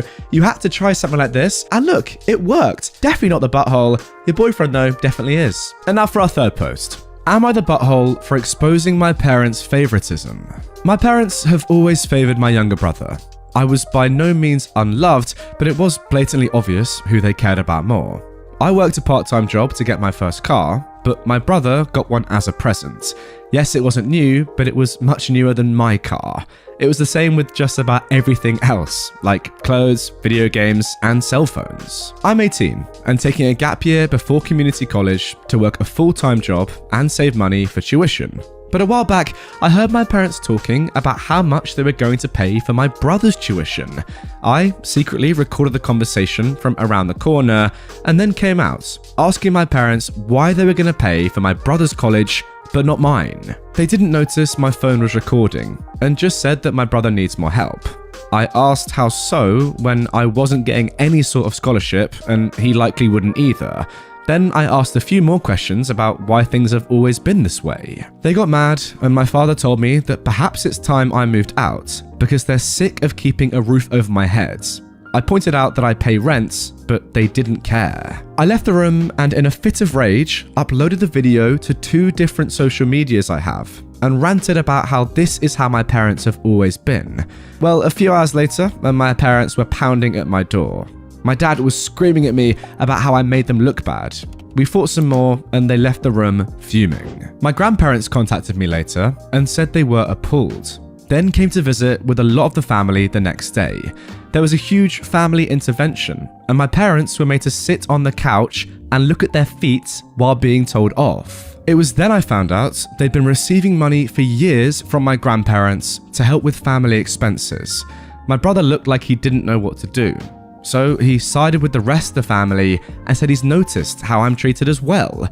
My parents gave me a huge apology that sounded forced. My grandparents have offered that I come and live with them soon and that they'll cut off the monthly payments to my parents. My father told me I should have never told the rest of the family and now won't talk to me. And my mother has been crying for days. So I'm starting to wonder if I went too far. Am I the butthole for exposing my parents' favoritism? OP, what your dad just said at the end there pretty much confirms that he knows that he's in the wrong and that you're in the right. He's so embarrassed about the fact that everyone now knows about this that he knows it's wrong in the first place. You wouldn't be embarrassed about something that you really believed in, would you? Who cares if everyone else knows? If you think you're doing the right thing, then why does it matter if other people know about it? But no, the fact that he said that you shouldn't have told anyone in our family about it, yeah, just proves that he knows he's in the wrong. And look, I don't really know why this is happening or why they're treating one of their kids way better than the other, but they are.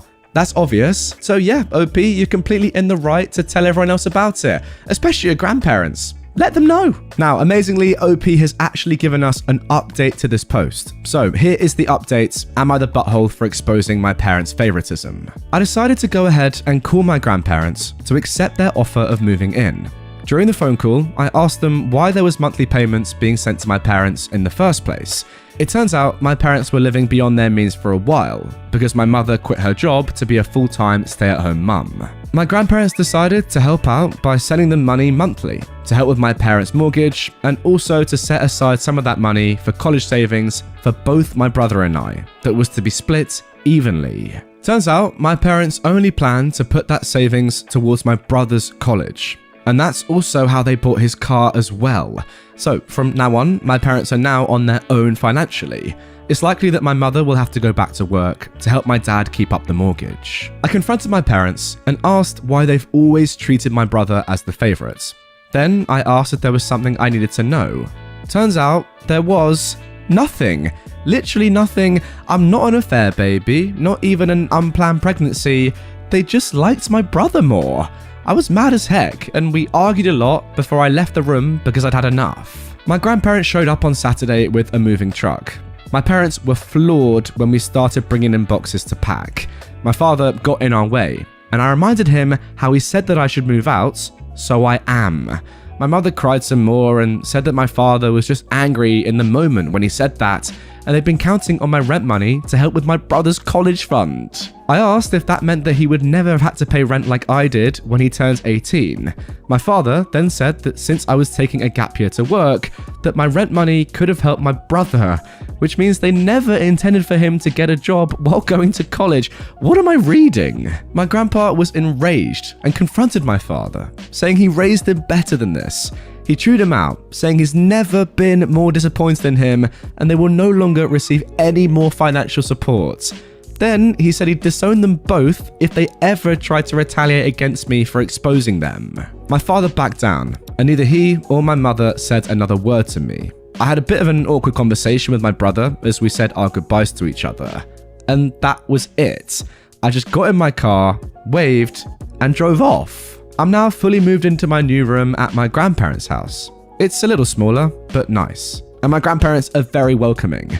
I'm going to keep working hard to move forward from here, and I appreciate everyone's support. I'm just absolutely dumbfounded by this post. I don't think I've ever heard a story like this one. How can two parents so obviously favor one child over another, especially given that OP's done nothing wrong at all? It's not as if they're ashamed of OP, they just don't like him. What is that? That's mental. And look, don't get me wrong, most parents wouldn't say so, but hey, let's be realistic. Maybe they have their favorites. You know, you love your children, fair enough, but you probably get along with one better than the other. But to the extent of using one of your child's money that they're earning through their job to pay for the other child's tuition. Oh my, it simply is sensational. I don't quite know what to say. I'm frankly a little bit speechless. OP, I'm sorry, but you've made a fantastic decision in your life. Get rid of those two mugs. I mean, to be fair, your mum doesn't sound too bad. Actually, I take it back with immediate effect. What does she say? My mother cried some more and said that your father was angry in the moment and that they've been counting on the rent money to help with your brother's college fund.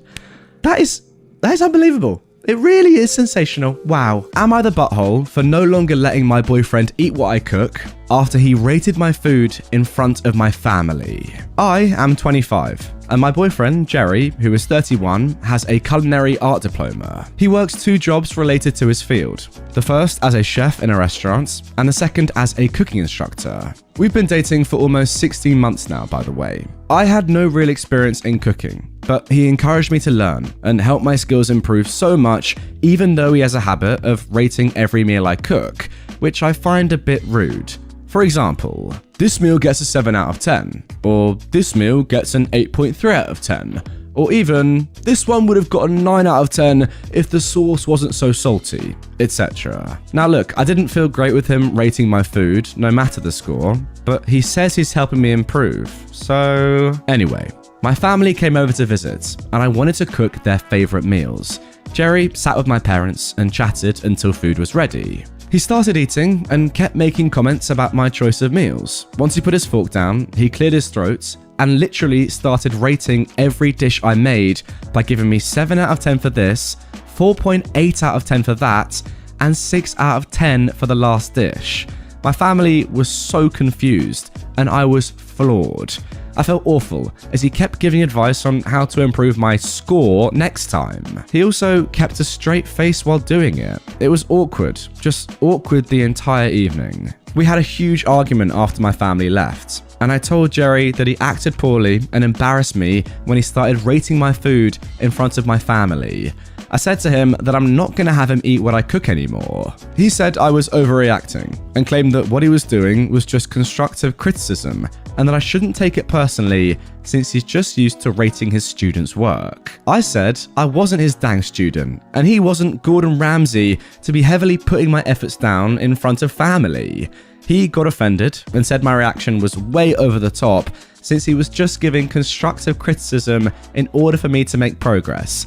And he said that he was trying to help, and that the Gordon Ramsay comment was totally uncalled for and just a low blow to his abilities as a respectable chef with a respectable career. He then asked what made me think it was okay to come at him like that over just a few ratings. He stated he was hurt and went to stay with a friend for the night, probably expecting an apology from me.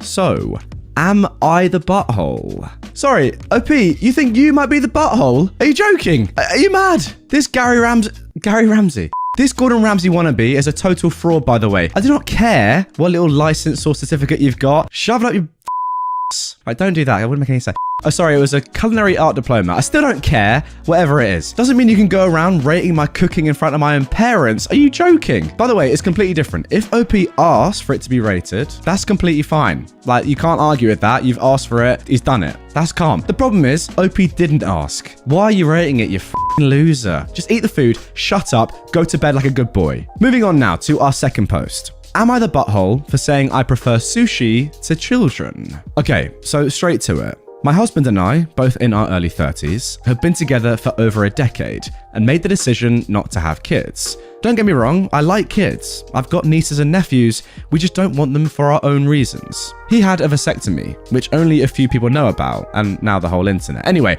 our families are aware we don't want kids, as they've asked us before during different major life events. Our wedding, for instance. We recently bought a 3-bedroom house with a nice yard in a nice area.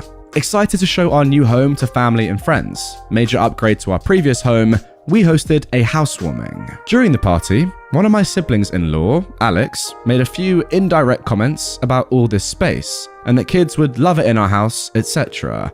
Eventually, they asked point blank when we were having kids. I made a light-hearted joke about it, which is my go-to for this question. Oh, well, you see, I like sushi too much to have to give it up for pregnancy. Plus, not drinking for pregnancy and breastfeeding? No thanks. I tried to make it very light-hearted and laugh it off. Most people just laughed along. That, though, seemed to anger Alex, and I was told, children are a joy, and a good mother puts her kids before everything else. I agreed. Yeah, children are a joy. I like spending time with the nieces and nephews, and obviously I can't be a good mum if I chose sushi over kids, so I just won't be a mum. Paraphrased. At this point, I was still trying to brush it off in a gentle way, because I'm not trying to start a fight by telling them to stop asking in front of everyone, because I know my tone will be seen as rude and abrasive. So we move on. But Alex is clearly still annoyed and making little comments in their group about how flippant I am about it. And how, when it finally happens, then I'll understand. My husband heard this and said jokingly, well, if she gets pregnant, that'll be a problem for the divorce lawyers. That, though, seemed to annoy them even more, but they stopped. Do these guys just not get sarcasm then? I guess that's the situation here. With holidays coming up, we've not been invited to Alex's usual Halloween bonfire. When my husband spoke to his parents, they told him Alex was annoyed we were so careless and callous about our child-free status. And after saying what we did, they'd realised that we had taken permanent steps to ensure we never have kids. That we know they had to do IF to have kids, etc. And we are buttholes to just not care. I feel bad because they did do IF and lots of fertility treatments to have their kids. And even then, they still had a few miscarriages. I can't imagine wanting kids and struggling to have them and then dealing with miscarriages. But at the same time, I'm so tired of justifying living my life how I want. So, am I the butthole? All right, let me get this straight. You are asking if you're the butthole for making a few sarcastic jokes and living your life the way you want to live it. Now, if that makes you the butthole, I'm absolutely because I've been doing that for 23 years, baby. But I mean, apart from just saying, no, you're not the butthole. No, you're not the butthole. Do whatever you want in your life. It's your life. And by the way, I'm not the biggest fan of sushi, but some people love it. So maybe you actually do like sushi more than kids. Who knows? I guess we'll never know. Now for our third post. Am I the butthole for not letting my in-laws stay in my home overnight to catch an earlier flight? I hate having people in my home. Hate it with a passion. I've always hated people in my space in general, to where my bedroom was an off-limits zone, period. I don't have people over to entertain them, never did sleepovers as a kid, just altogether F that. There's no abnormal psych behind it, I'm not remotely introverted, I just hate it. It actually took me a long time to let my now husband into my apartment when I lived alone, and he's always been very respectful. He also feels pretty similarly, but it's more a creature of habit thing for him. We live about 30 minutes from the largest airport in my state, and my in-laws live about 3 hours away. Oftentimes, they'll meet us for dinner or something nearby on their way to or from their flights. Well, now there's a big stink, because my father-in-law and mother-in-law asked to sleep over so they could get a good night's rest before heading off to wherever they're traveling for Thanksgiving. I said no without an explanation. They asked again closer to the date, are you sure it won't work? And I said no again. My mother-in-law asked me again now that we're just a few days out. She asked why, if we had guests, and I just said, we don't have the space. She was put out by this and got annoyed, asking what the big deal was. It was just one night and it would save them a lot of hassle. At this point, my husband took over and said no, that we aren't a makeshift hotel and to please stop asking. He then said that we just don't like having people over, period, and it's nothing personal. The nothing personal line really annoyed his mum, who is now making a big stink up and down social media with all the in my day and I would never, which is totally fine because she doesn't mind it, obviously. So, am I the butthole? For F's sake, a hotel nearby isn't going to be more than $150, and it's not like they're strapped for cash. Now here we go, guys. One that's going to make you think. Before I even comment, please do get in the comments yourself and let me know what you reckon. Is OP the butthole or are their parents the buttholes? I want to know. Comment down below. I'm very interested to see your thoughts before I even start mentioning mine. All right, now if you haven't commented down below, first of all, you're a little rat because you've not done what I told you to do. Second of all, here are my thoughts. I think, OP, that you actually are the butthole. Because yes, I get it. It is your home. And those of you that have written down in the comments, it's their house, their rules. I do understand that. But then again, it's your husband's parents, and the benefit that they're going to get from staying in your house for one night for free is way better than the negatives that you're going to have from having them for one night, surely. I mean, purely on the financials alone, they're going to save minimum $150, which is a lot of money, and you're going to have no more costs hosting them for one night. I mean, maximum what? Doing your laundry in their bedsheets. I mean, that's fine. A little bit of work, fine. Not a big deal. But by not letting them stay, you're just ruining your relationship a little bit for no real reason. And also, I don't really get why you just wouldn't let them in for one night. It's not as if they're staying around for dinner even, or, you know, breakfast, or, you know, using your utilities. They're just sleeping in the bed for one evening. That's it. And you have the space. You're just being difficult for no reason. And I get it. You like your own space, but these are your husband's parents. Surely you can let them stay for one night. That's not that deep, is it? But guys, seriously, I actually want to know your thoughts on this one because this one is not clear. I want to know what you reckon. And now for our final post of today's episode.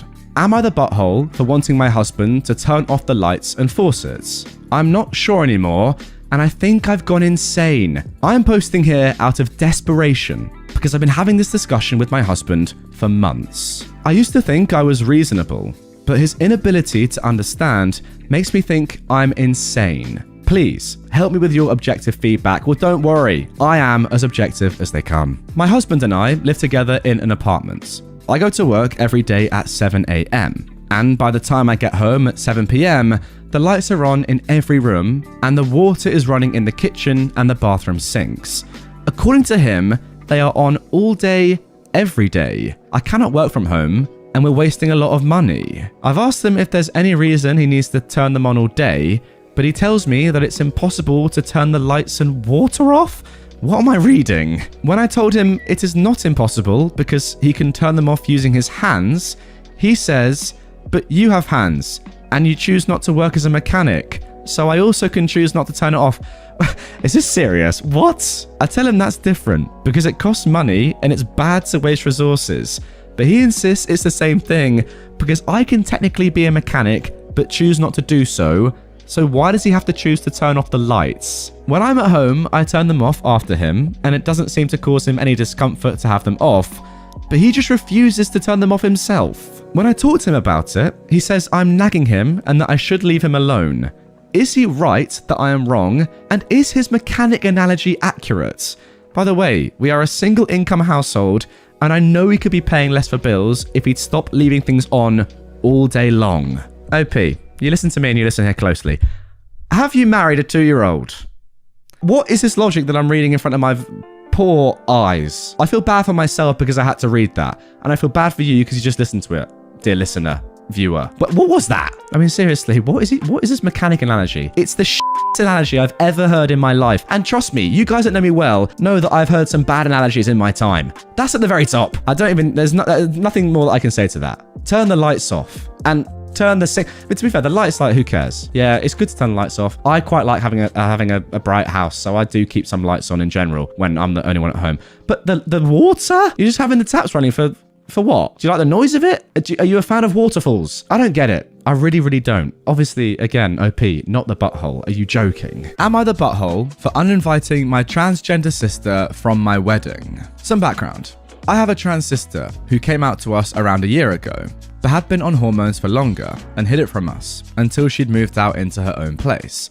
Probably because our parents are very conservative and known to be transphobic. As a result, there was this huge fight, and a ton of people in our family, including our parents, cut her off and don't talk to her anymore.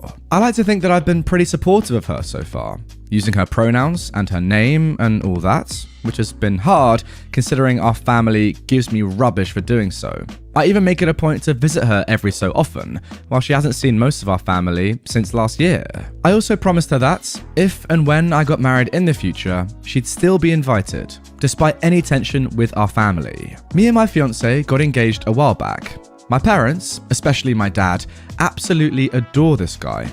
And since my sister came out, they've almost seen him as the substitute son. Almost as a result, he's definitely more on their side of the situation, and he's made it clear he doesn't really agree with or like my sister all that much. After the proposal, which was very elaborate and surprising, orchestrated by my parents, who are wedding planners, started talking with me about planning the big day, and they even offered to pay for everything.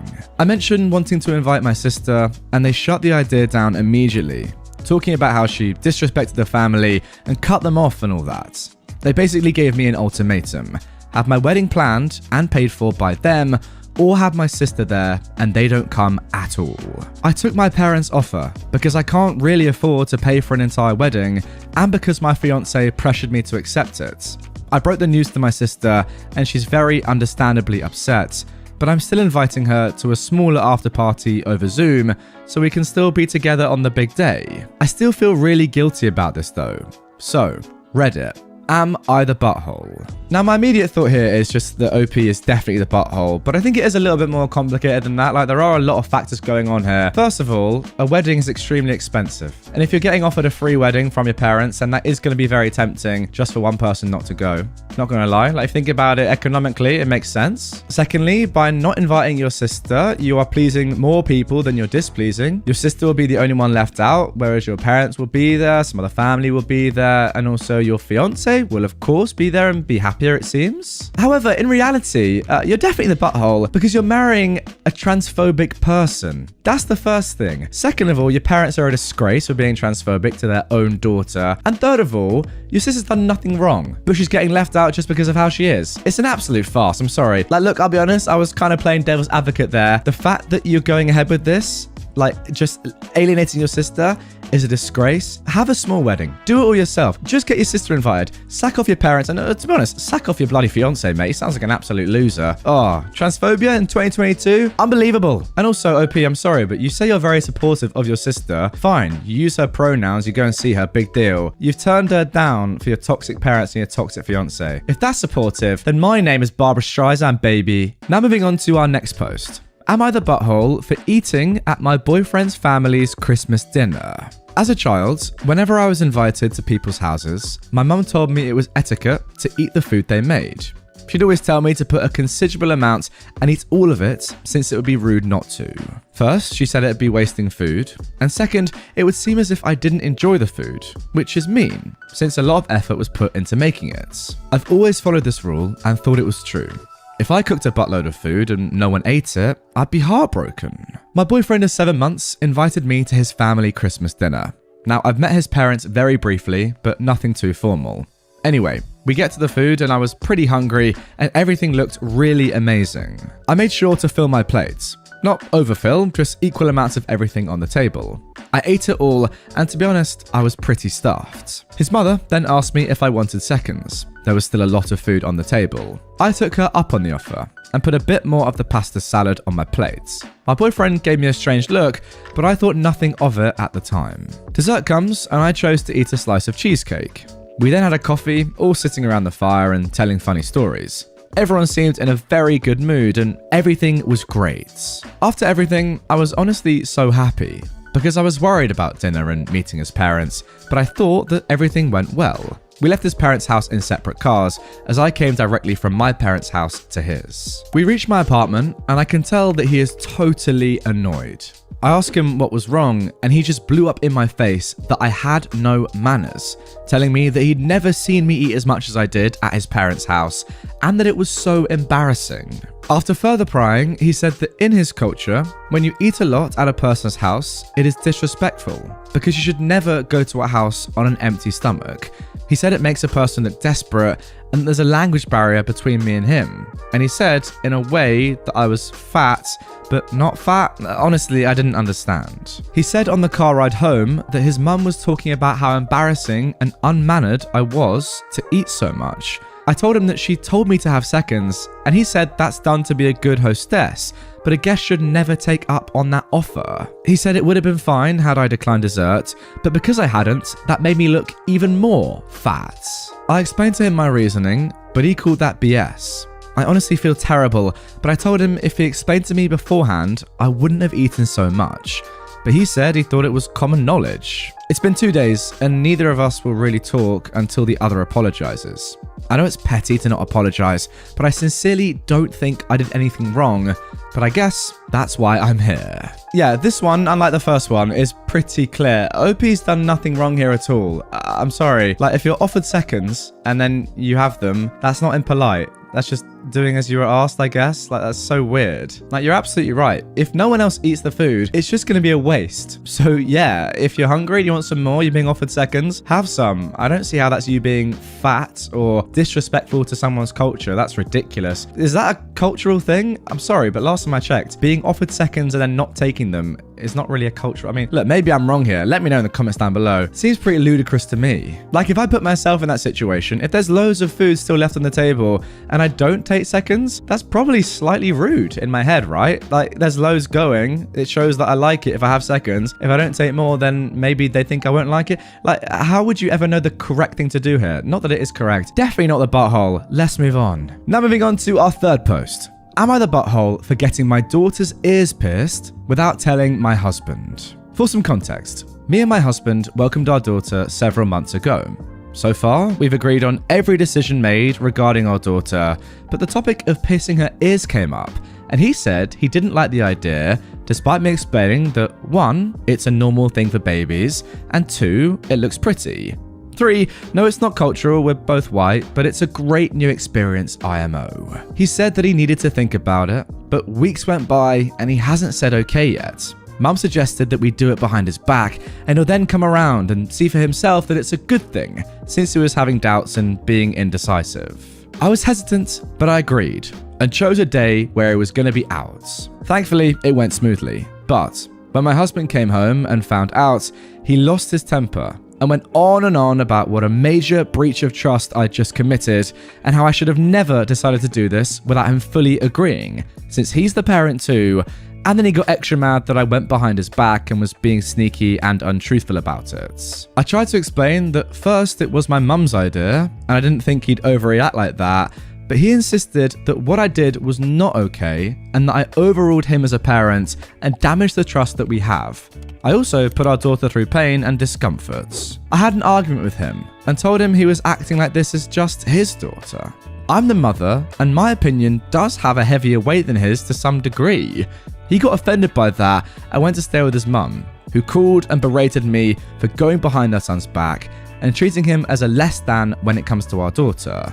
But I never understood why he thought that. Well, maybe OP, it's because you just said that as the mother, your opinion does hold a heavier weight. That could be the reason, I just don't know. Anyway, he's not talking to me now.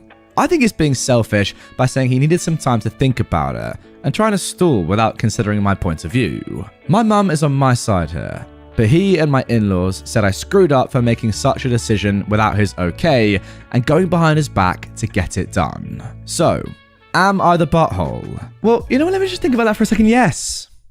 Yes, you are, my friend. You are not just the butthole, but you also are Now, that all had to be bleeped, but I mean everything I just said. You know what's actually very embarrassing is that not only did you go behind his back and absolutely betray his trust, you then tried to blame it on your mum, who, last time I checked, doesn't have to have anything to do with your relationship with your husband. I'm sorry, like, how is that relevant, what your mum thinks? Yeah, you probably want to listen to her opinion, but, oh, mum said we'll do this? Okay, let's go along with it. That's not a good excuse. That's just actually stupid. And then you saying that he's being selfish by saying he needs time to think about it and considering his options. No, that's just logical and common sense. He's taking the time to weigh up the pros and cons, not just of the actual act of piercing his daughter, your daughter's ears, but also how it's going to make you feel, him feel, everyone else feel. You know, it's a very big decision in many ways. And if he wants to spend time thinking about it and come to a logical conclusion, then fair play to the bloke. I think I'd do the same. You saying that your opinion holds more weight as a mother, though, is sexist. Sorry, just is. That's actually a very dumb opinion. Now for our fourth post. Am I the butthole for tricking my boyfriend into eating vegan? I, a 21-year-old woman, am vegan, and I've been so for several years. I started dating John, who is 22, about 3.5 months ago. We've gotten along wonderfully, except for this past issue. When we went out to dinner for the first time, I told him I was vegan when ordering my dish, and he just kind of went, oh, cool, and started talking about something else. It never really came up ever again as a point of discussion, though when he's come over and I've made lunch or dinner, it's always been vegan dishes. I've never tried to actively hide this from him. When he asked what we were having, I'd say things like burgers, and I assumed that he knew it would naturally be something like Impossible Burgers. For Christmas, neither of us could afford to travel home, and neither are very close to our families, so we had Christmas at my apartment, and I cooked dinner, vegan lasagna. After dinner, we were watching some cooking show, and a contestant was making something with fake meat. John commented how he hated when dishes pretended to be meat when it was plant-based, and that it was deceptive and gross, and that he would never eat that. I was naturally very confused and pointed out that he's eaten that several times. When he questioned me, I explained that dinner had just been entirely vegan, with fake meats, and that every time he's eaten at my place, it's been a vegan dish. He got really mad. I'm trying to keep this post concise, but he accused me of tricking him into eating something he found disgusting and forcing my diet on him. I said he was stupid for being mad at this, and he said it would be the same as if he'd tricked me into eating meat. I said it wasn't the same because I was morally opposed to eating meat, but nobody was morally opposed to eating plants. We argued some more, and he left and went home, and he hasn't been over since. Yesterday, I texted him, trying to smooth things over, hoping that he's cooled down. He wrote a few paragraphs about how betrayed he felt. He said that he hoped I understood how disappointed he was, and that I would tamper with his food like that, and that something like this was a serious betrayal of his trust. He said I should have disclosed that none of the food I ever made contained meat. He finished it by saying he'd come over for New Year's only if I apologized for lying to him. I got frustrated and said that I didn't lie, that this wasn't something I should apologize for, and that he was being stupid and childish. He hasn't replied. I mean, look, maybe you haven't been the most honest because you said like you're eating burgers when you're not. But again, like the fact that you said at the start that you are a vegan, would make any reasonable person know that you're not going to be eating meat, and therefore you're not going to be cooking meat, I would have thought. I also do agree with your point that no one really cares about eating plants, do they? But people like you, vegans, veggies, whatever, they are obviously morally opposed to eating meat. You can't flip it back the other way. I mean, yeah, maybe you could, but it wouldn't make much sense, would it? And also what's funny is that he's actively eaten and probably enjoyed the food, like, you know, not knowing. And then when he finds out that he does know, he goes, oh, that's disgusting. How can you betray my trust? It's just food, mate. Eat it. If it's nice, it's nice. Who cares what's in it? You don't. Like, you don't have any particular dietary requirements or moral obligation to eat certain types of food. So just eat the food, enjoy it, shut up, and go to bed like a good boy. And now moving on to our final Am I the Butthole post of this episode. Am I the butthole for making my daughter get up at 3 a.m.? Me and my wife have 4 children. Cara, who's 18, Sean, who is 6, and a set of twins, Charlotte and Austin, who are 4 years old. The twins have always been horrible sleepers. I won't go into everything that we've tried to get them sleeping well, but for now, I'm thrilled if they sleep in their beds for at least 3 hours without coming into our room. Cara and the twins sleep down one end of the house, while Sean and my wife and my bedroom is down the other end of the room. The only reason we don't have the twins down our end is that the room only fits one bed in it, and neither child wants to sleep on a top bunk. I tried it once. Charlotte woke up screaming, terrified in the middle of the night, and then Austin refused to even go near the bed. The room will also not fit a double bed and the twins' dresses and toys in the room. For whatever reason, Cara has begun having night terrors and waking up screaming, which in turn wakes up the kids. I wanted to take her phone, but my wife said no. Instead, I threatened Cara that if she woke up the kids again, she'd be the one putting them in their beds and sitting with them until they were settled again, not us. Last night was the worst, and instead of screaming once, Cara, who remember is the 18-year-old, was yelling out until I'd raced all the way down the house and flew her door open, turning her light on. The twins were already crying in their room, so I made Cara get up, show them she was fine, and told her to stay in their room until they were asleep and went back to my own bed. This morning, Cara had tried to sleep and was still trying to sneak back to bed and sleep at 11 a.m. And when my wife asked why she was so tired, I told her, and told Cara that this will continue to happen every time she ruins the twins' sleep for no reason. She has no trauma, no reason to have nightmares, and has even told me that, I know I'm dreaming, but I can't wake myself up, but I can make myself scream to wake up. So that tells me it's intentional. My wife feels that I'm the butthole, but I think she's just too soft on Cara. And I'm doing this for her. I'm doing this because she deserves her sleep, and not to be woken up because an adult cannot control herself, versus when our kids wake up due to nightmares, bedwetting, etc. So, am I the butthole? Listen, mate, you're not just the butthole. You're also a very, very controlling person. If you were my dad, my God, we come to blows, pal. That's all I'd say. Like, not letting me sleep past whatever time in the morning is nuts, especially when your daughter's 18. Forcing her to get up and then saying you're having nightmares for no real reason. Like, what? No, she's obviously having nightmares for it. Like, it's just so weird. Everything that you've done here is very, very strange. It's like you're literally punishing your daughter for having a sleeping disorder. Is that a normal thing to do? Like, look, don't get me wrong. Maybe that works for some people. Maybe it does. I kind of doubt it. But I think the appropriate kind of method here would be to go and get some help. Probably not punish your daughter and just shout at her and force her to wake up when clearly she has something wrong. Like, it's just so odd. Worst parenting that I've ever seen, perhaps. It's quite cruel, to be fair. Very, very odd behavior. I'm sorry, but saying that she has no trauma, nothing to have nightmares about, stuff like that is actually so dumb. How the f*** would you know, mate? You are a clown. Am I the butthole for demanding my girlfriend to change her dress for a wedding? This happened during this weekend, me being in my early 30s and my girlfriend in her late 20s. I was invited to a wedding ceremony of a colleague and I could bring someone with me. I asked my girlfriend that I've been dating for a year if she'd like to join me, and she was really happy because she apparently loves weddings. Since we don't live together, I drove to pick her up so we'd have some time to spare before the ceremony. As she comes out, she looks really beautiful and has obviously put in time to fix her hair and makeup. She's also wearing an off-white dress that was rather ornate. As she got in, I told her that she looked stunning, but I asked if she could change to a different coloured dress for the ceremony. I'm not one for etiquette by far, but one of the few things I've heard everywhere is that you shouldn't wear a white dress to a wedding unless you're the bride. She became pretty upset and wanted to know what was wrong with her dress. I said that it would be inappropriate to wear a white or off-white dress unless you're the bride,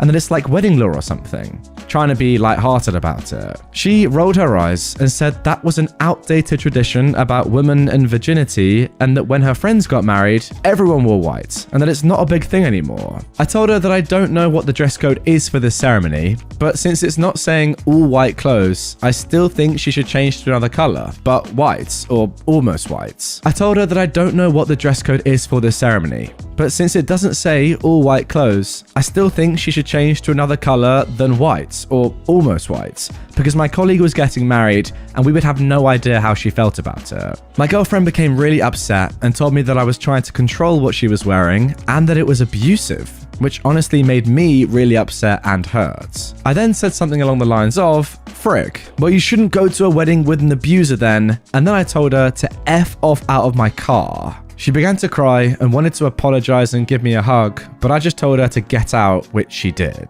I drove off and she called and texted me a bunch. I answered and said, I don't want to talk right now, and then turned my phone off and attended the ceremony. The bride was the only one that was wearing white, so I feel as if my gut feeling was the right one. When I got home, my phone had blown up from texts from her and her best friend saying that I was being inconsiderate and controlling and I should apologize for my behavior. I vented to a few friends. Most of them agree with me, but some have said that it was a butthole thing to tell her that she couldn't wear her dress because it's got nothing to do with me. I feel as if I was in the right since it was my colleague's wedding and it was better to be safe than sorry. But I'm also not sure if I was being a butthole about the situation. So, Reddit, am I the butthole?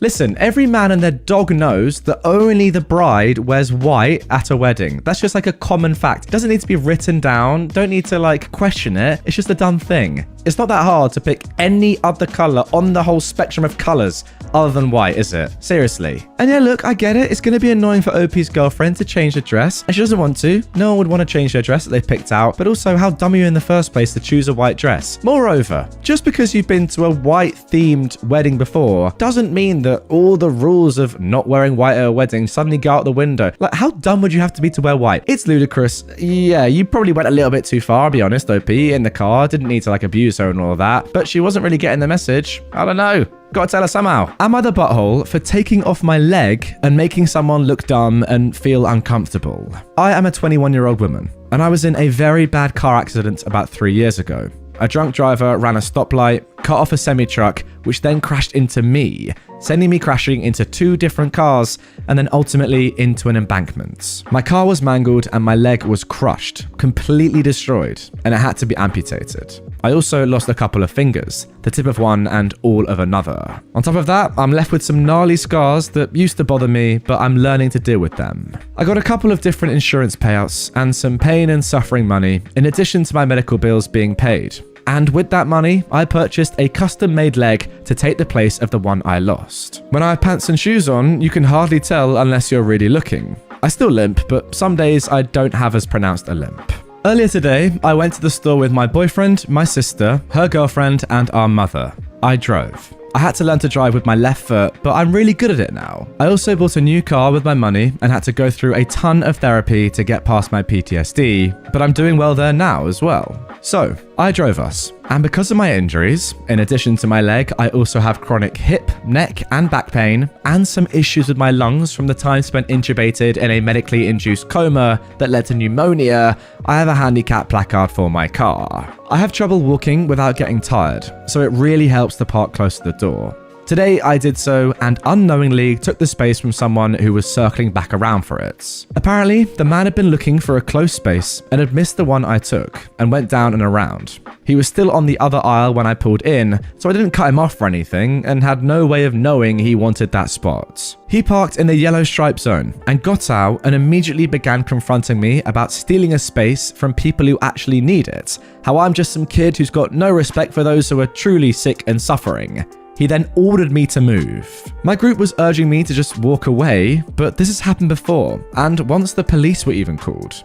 I'm sick of people thinking that just because I'm young, I don't have a legit need for a little extra consideration. I said, okay, and went to the car and got in like I was going to drive off. I was wearing a skirt and leggings, so it wasn't quite obvious at first, but when I sat down, I took my leg off and showed it to the man, including my stump. I then asked him if it was okay if I still parked there. He walked away, calling me disgusting and rude, and said I could have just told him and that I made him look stupid. My group was embarrassed and said that I made things awkward because there was now a crowd. So, am I the butthole? No, OP, you're definitely not the butthole, despite what your friends say. Look, I get what they're saying. It made the situation more awkward than it needed to be, but so did this man, not minding his own business, coming out of nowhere and having a go at you. He didn't need to do that in the first place. If anything, it taught him a lesson that young people can have disabilities too, not just elderly people. I mean, he should know that anyway. And look, I get it, it's pretty annoying for him having to park further away, but come on, be considerate of others. Young people can have disabilities. Ultimately, this guy made himself look very stupid, and you just provided the very visual aid,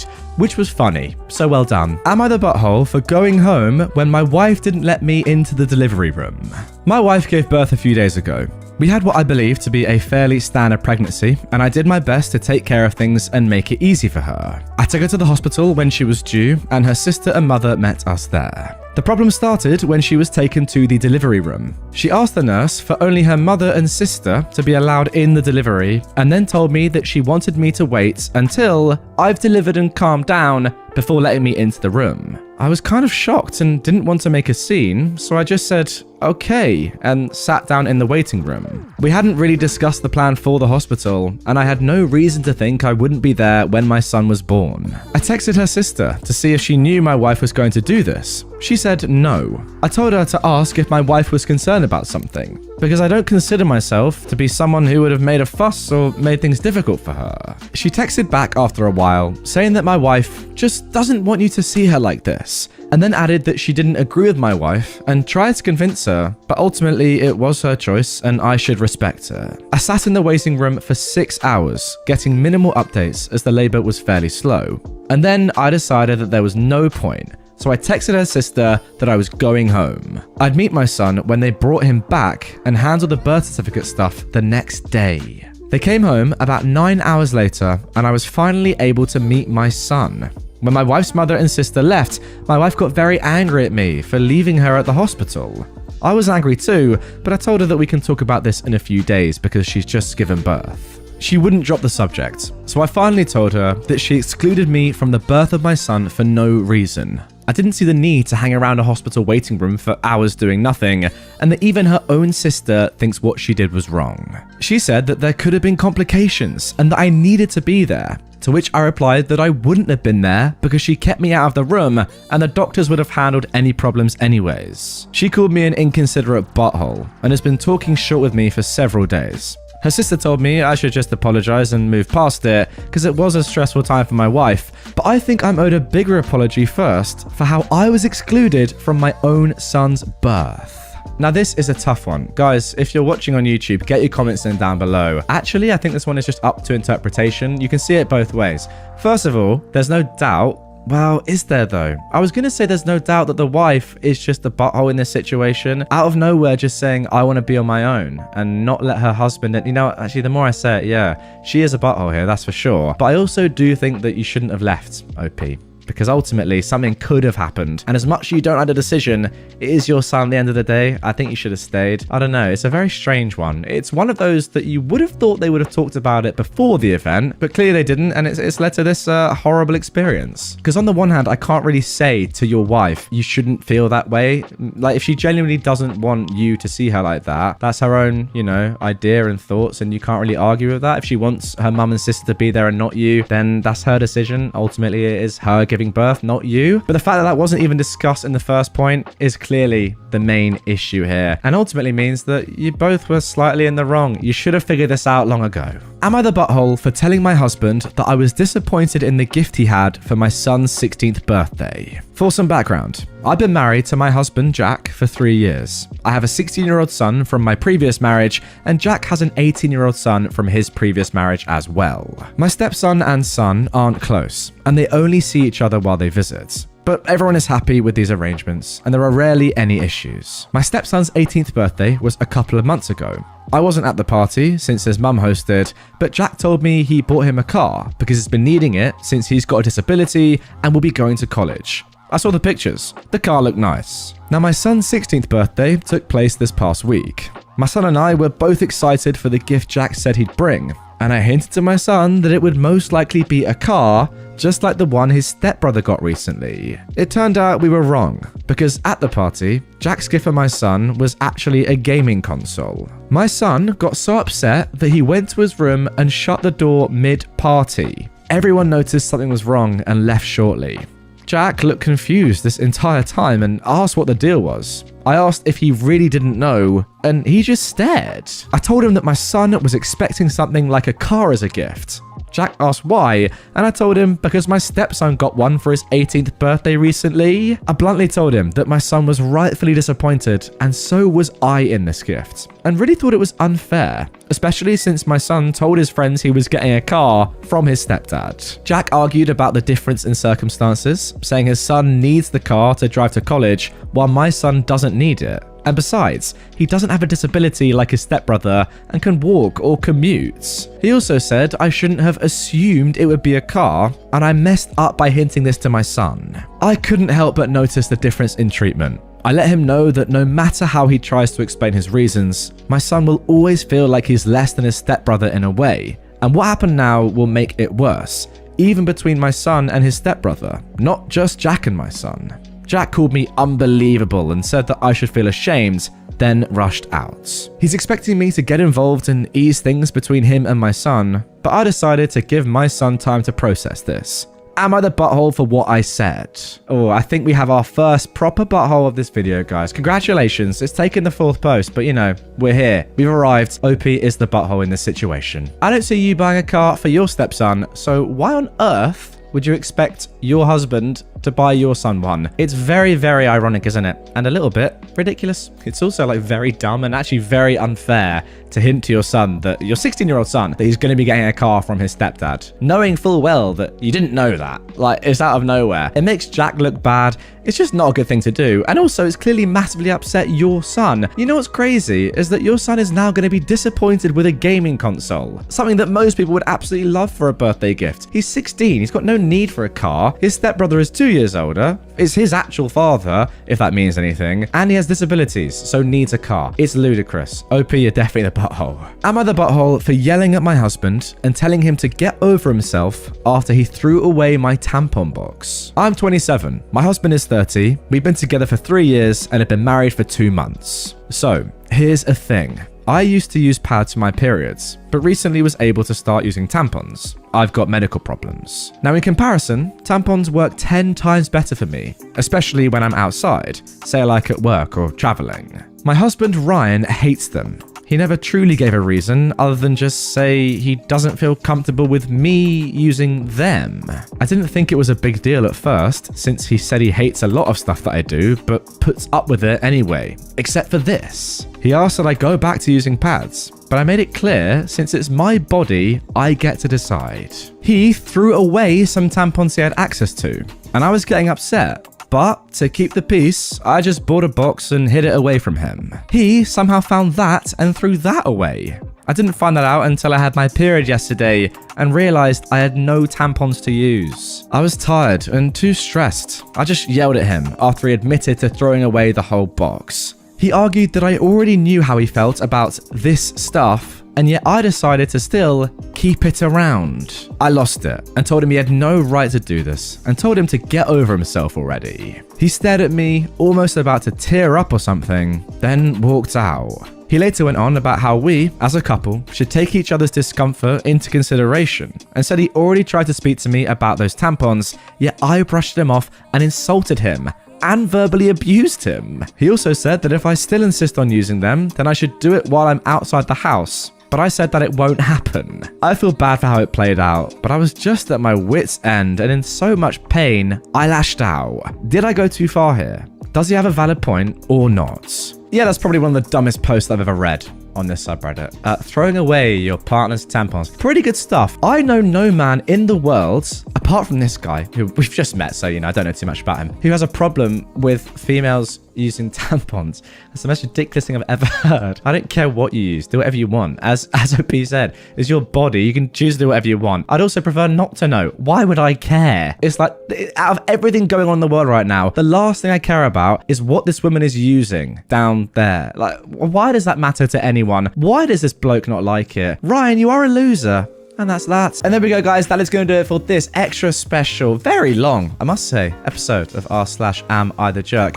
Let me know down below in the comments if you're watching on YouTube. What was your favorite post of the entire 3 hours? I know mine. If you can guess it, I'll give you a penny. If you are new to my stuff and you haven't already done so, hit the follow button, hit subscribe, like the video, give me a review on a podcast platform if you're listening on there. And I'll see you guys all later on with another Reddit episode.